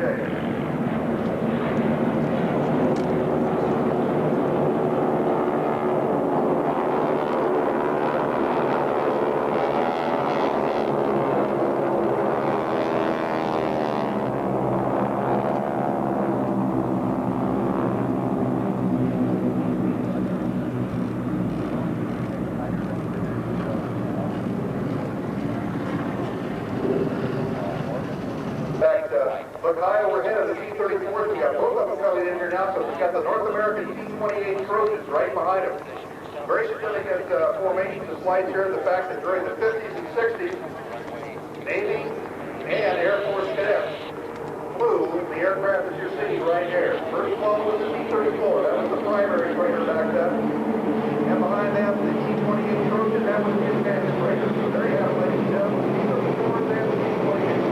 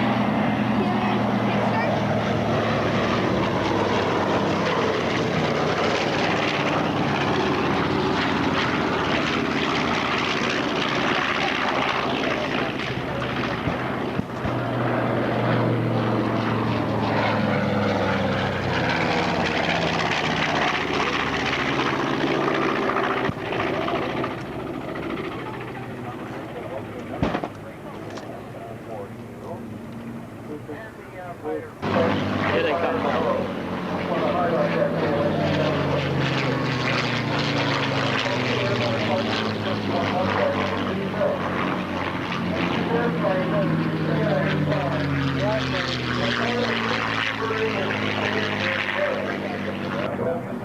Take a picture. Ladies and gentlemen, again, Rich Gibson, the incredible pilot.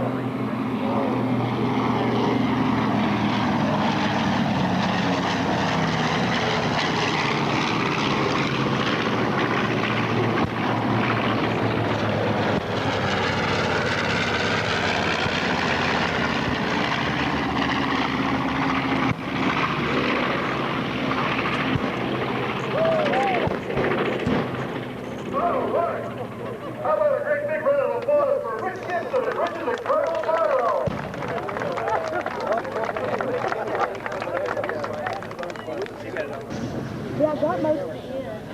How about that whole bar? How about some of those like The VF-17, the Jolly Rogers. Because it's because of individuals like that who fought in the South Pacific. There's also many individuals who fought. What you're seeing here is a part of history. It's very important to us. Again, this is one of the reasons why the EA War.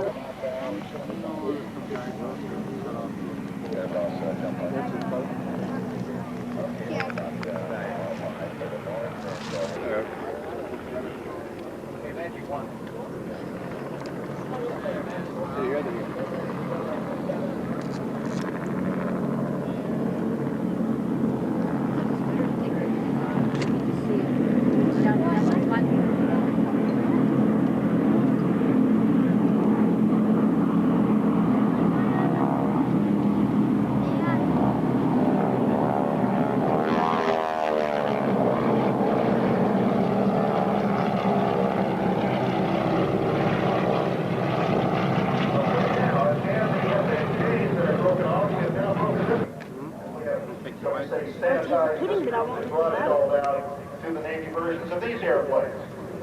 Again, this particular airplane during the 60s and 70s was a combat qualified aircraft for all the naval cadets. This airplane has quite a bit of history to it. The fact that this airplane is absolutely fantastic when it comes to modern day warbird flying. As I said before, it has quite a history to it, and it's one of real workhorse for the Navy and the Marine Corps.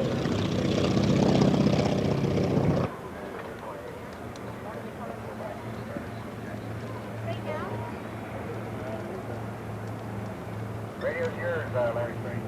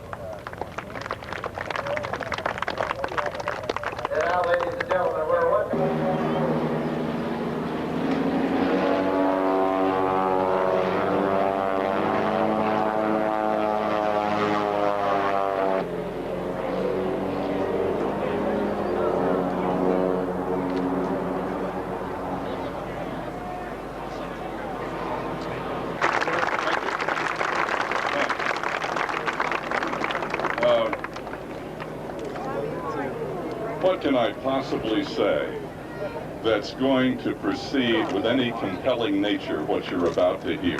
Goodness sakes. How many of you were watching television when Neil, Mike, oh boy, landed on the moon? How many of you, yeah, here they are.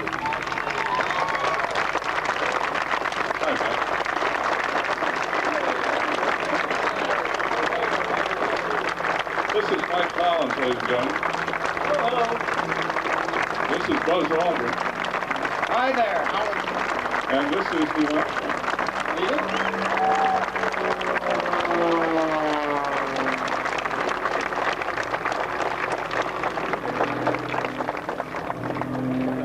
we're going to wait because we're going to go live television on a satellite network shortly, so we'll just relax for 2 seconds. And, well, no, I didn't mean, no, wait a minute. Right. Armstrong said, watch Delmar Benjamin fly. In fact, I wouldn't be surprised if while each of these gentlemen is talking, the other two might be over here like this. Opportunity to meet not only these 3 gentlemen, but 15 or 12 other Apollo astronauts. If you recall, back in 1957, those of you who were around, the Russians put a satellite up. It was called Sputnik. It weighed almost 200 pounds. And then about 4 years later, a man named Yuri Gagarin orbited the Earth. He was a Russian as well. Well, that same year, President John Kennedy, in a speech to a joint session of Congress, said that we, the United States, landed.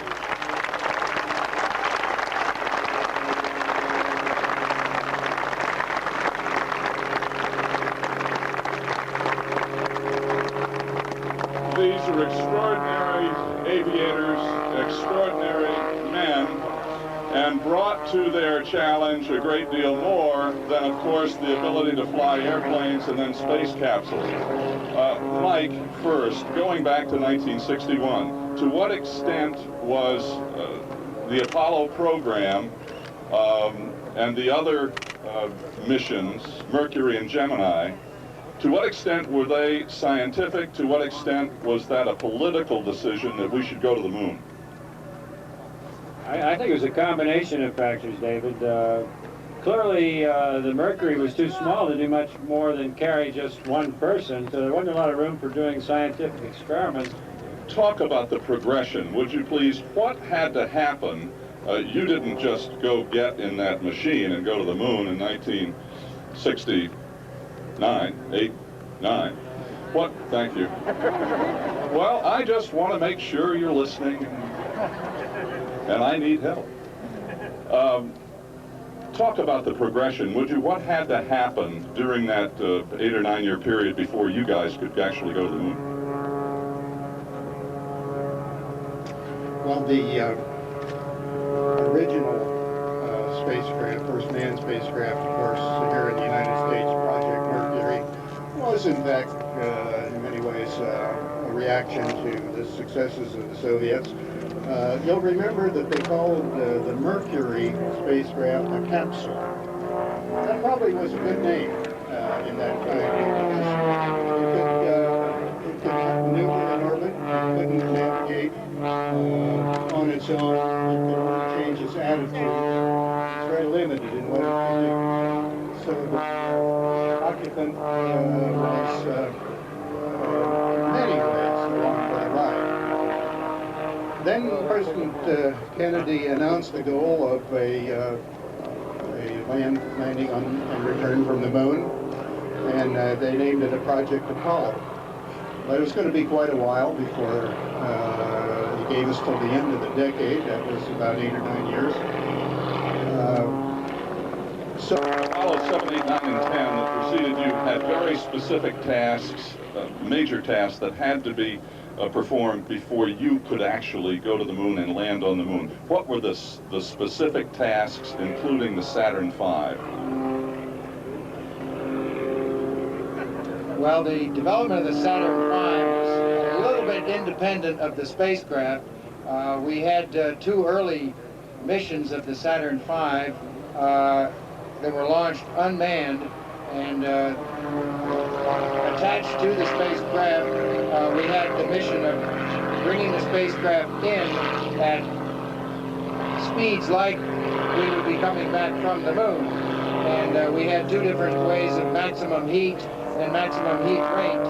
And the 2 flights that we did unmanned with the Saturn V were testing the spacecraft under those conditions. What made the difference and gave us the very good fortune to be on a mission that gave us the opportunity to proudly represent the country and the world and land on the moon.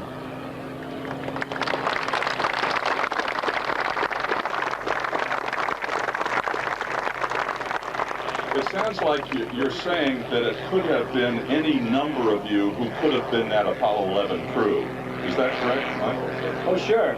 At one time, I was not convinced that Apollo 11 would be the first lunar lander at all. It was more apt to be Apollo 12 because I figured something in the sequence would probably go wrong and it'd have to get delayed at least a flight. So I was a little surprised. Hey, that's incorrect, inappropriate, for a lot of reasons. Describe the liftoff, Mike, if you would, and getting to the moon in preparation for the actual landing.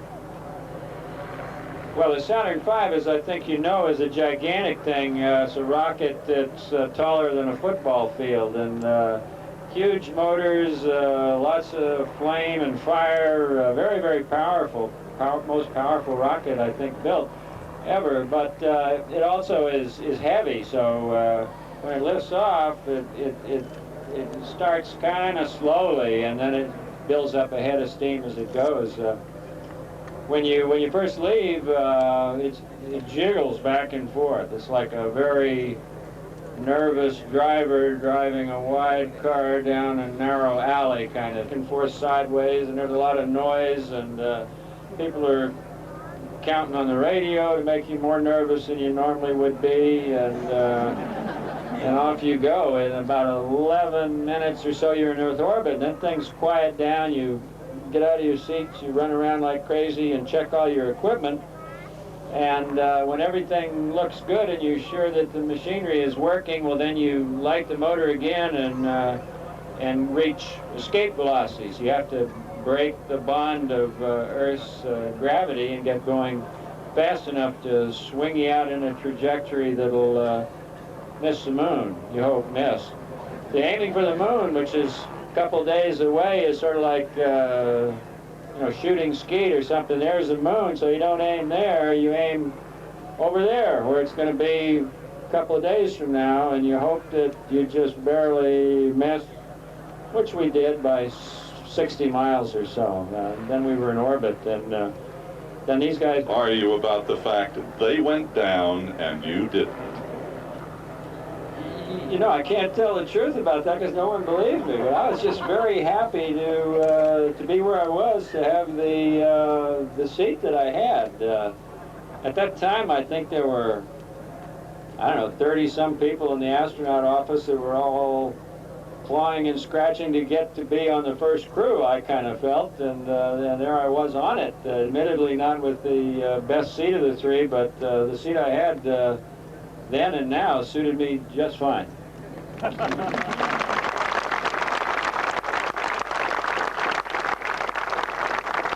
take it from there, would you? You departed to go to the moon. We parted company, as you say, separating from the command module, Buzz and I in the Eagle, and we still had quite a bit of help from Mike.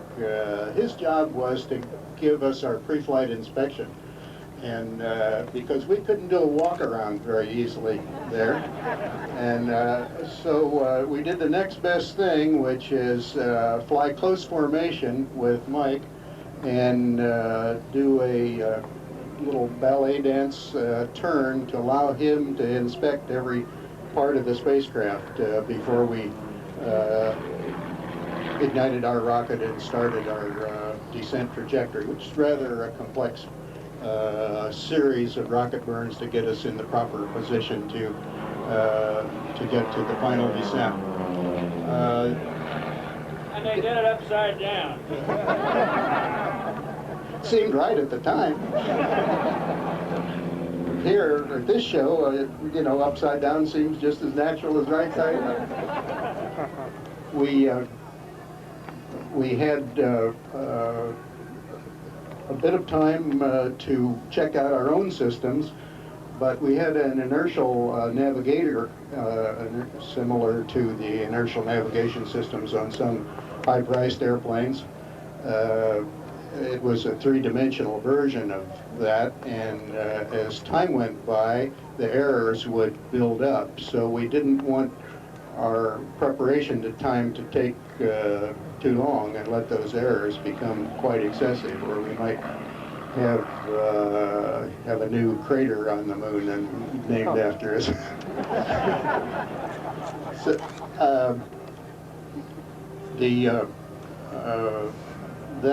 that part went fine. Or 2 hours on the front side of the moon and two hours on the back.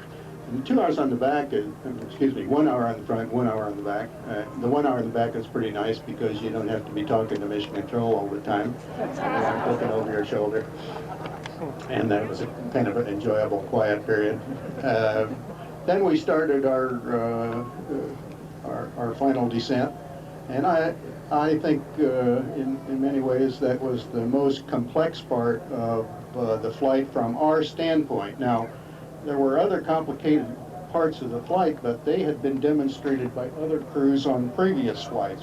This was the first time we were getting to do something that had not been previously tested, and so it was the time for us to put our very best efforts into getting a successful conclusion. Now, are so accurate that they were able to make some updates to our computer knowledge of what our orbit was. It's just phenomenal. We had no idea that the tracking was going to be like this years ahead. But it turned out to be really excellent.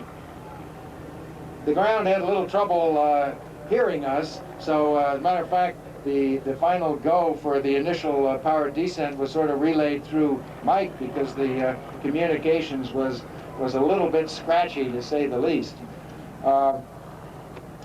We did this face down and feet forward. That's not the way these guys fly these airplanes, but we did it with the feet forward, the landing gear, because that's where the engine's pointing, and it's going to be slowing us down as we're proceeding down the landing descent. We were looking down to watch the ground track and identify the craters, and Neil became the expert in looking out the window to see what our timing was once we started the power descent.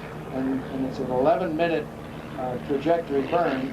And we start out at full power, and that's a little bit less than 1 G. Now, we're standing up in this cockpit because we were very weight conscious. I don't know whether we ever had bulimia or anything like that, but the LEM had several weight reduction programs because it's very critical. That's really the last piece of material that has to go all the way. And the heavier it is, everything else sort of cascades. All right, so we're in power descent, and we're watching the checkpoints go by. And we get to about 4 or 5 minutes, I guess, into the power descent, and about 30,000 feet. Somewhere in here, we're going to yaw around the thrust axis, getting ready to pitch forward, and as we do that, the landing radar begins to pick up the velocity and the position off the lunar surface. As we expected, it started with an error in the computer, and it started narrowing that error down based upon its determination of our orbit. But this is where things started deviating a little bit from the flight plan when we started getting some computer alarms. And the net effect of these, I don't know how many total computer alarms we had during the descent, but the net effect of it was it diverted our attention from doing the major tasks that we had. And for the most part, I was the relay of information from the 2 computers we had, an abort guidance computer and a primary computer, and the different piece of information that in the many, many simulations we decided was needed to be assimilated by Neil being in command, looking out the window, watching where the computer was taking us. And he can probably describe some of these things better because there was a little reticle that would tell him where the computer was taking us.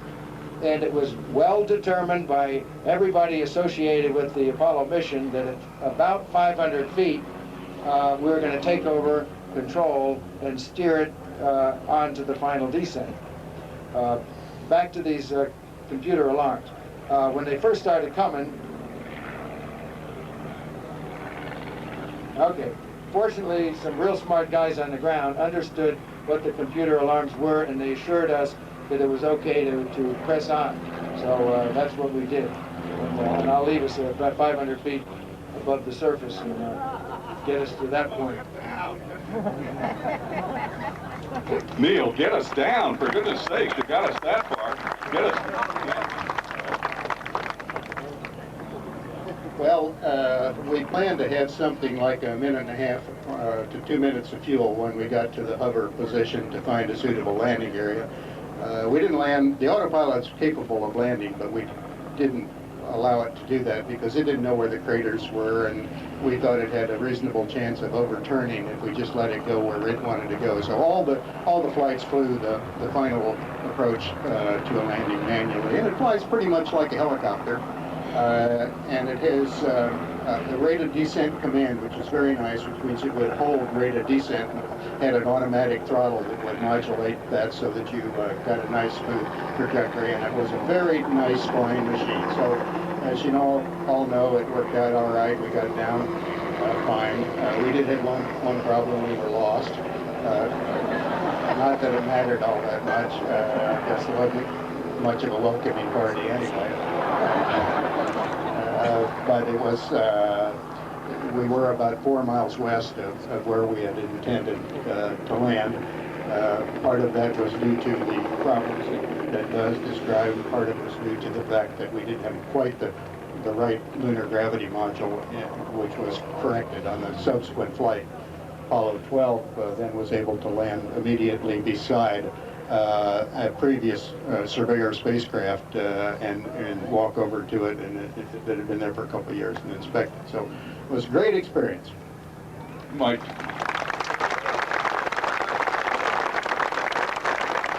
Just briefly, if you would, because we're going to run out of time, try to describe what it was like to look back at the entire Earth.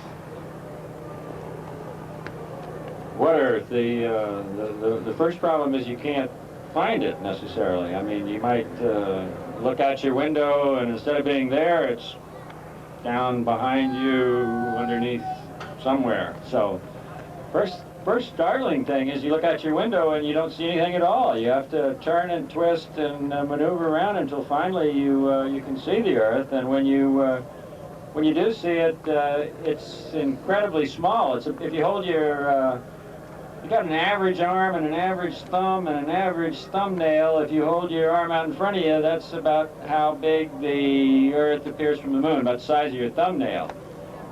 Blue and white mostly. You don't see land so much. There's no way you could see Oshkosh. Probably can't see North America. Usually you see the blue and the white. The blue of the ocean, what 3/4 of the world's surface is ocean. Usually a lot of white clouds around. The green of cornfields, you could confuse it for the ocean, believe it or not. Some land masses, like the Atlas Mountains in North Africa, have kind of a red, rusty color to them. You can see those, but that's about the size of what you see. The atmosphere is so thin, of course, that you don't really have any appreciation of it. I mean, the Earth appears sharply delineated on the edges. You don't see any fuzziness because of the atmosphere. Atmosphere is too thin for that, and very shiny. You know how bright a full moon is? Well, the Earth proportionately is a lot brighter than that. It bounces a much higher percentage of sunlight, so it gleams like a little blue and white headlight out there, wherever it is. And then for some reason I'm not able to explain it. It appears very fragile. It looks like not a big, solid, substantial, rocky place at all, but rather something very small and almost so fragile as to be breakable. Neil and Buzz and Mike, then, would each of you just briefly describe how your Apollo experience compares with the rest of your experience as aviators and after your aviation careers in the lives since Apollo? Well, thank you, David. Apollo was certainly an important moment to us personally, and I think to everybody in the flying business, because it really charted new grounds. I had been stricken with the flying disease at an early age, and I guess I never got over it. And I see that they've checked me in here today, and I see that I got quite a few fellow patients with that seem to have the same disease.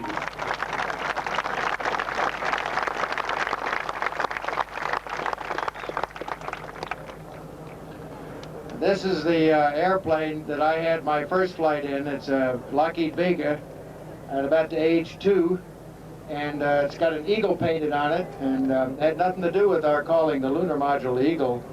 But I grew up in an aviation household, and it was just obvious that I was gonna fly airplanes.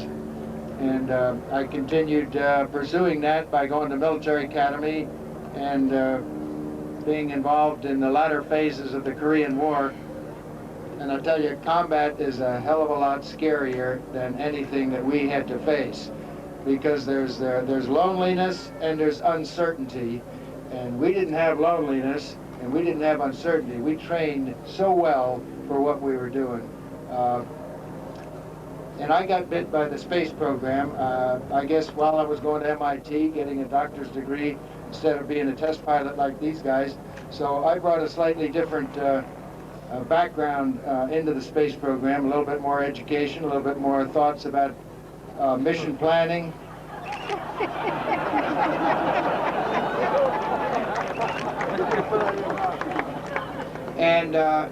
And I continue to be very concerned about how our space program is going, and to take my experience and see what I can do to make recommendations as to what kind of space station, what kind of next rockets we ought to do, how we should cooperate with the Europeans and the Asians to get back to the moon and lay the groundwork to get onto Mars, because that's where our future is. And that's where some of you people may be lucky enough to go. So what is the future? What's your perception of the future as the founding father? By the way, Mike was really the founding director of the Air and Space Museum at the Smithsonian in Washington.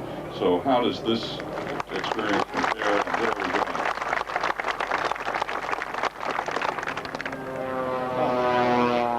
I don't know any place that you're able to go that sooner or later someone doesn't decide to go there. And if you look up into the night sky, you see a lot of stuff.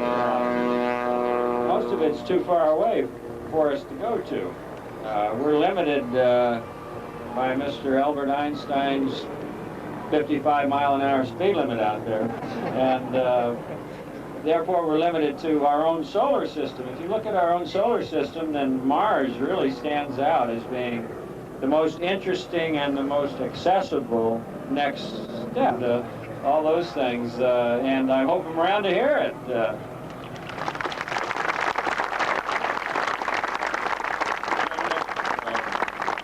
That's all the time we have. Gentlemen, would you be kind enough just to stand together so they could take your pictures together? Ladies and gentlemen, thank you very much.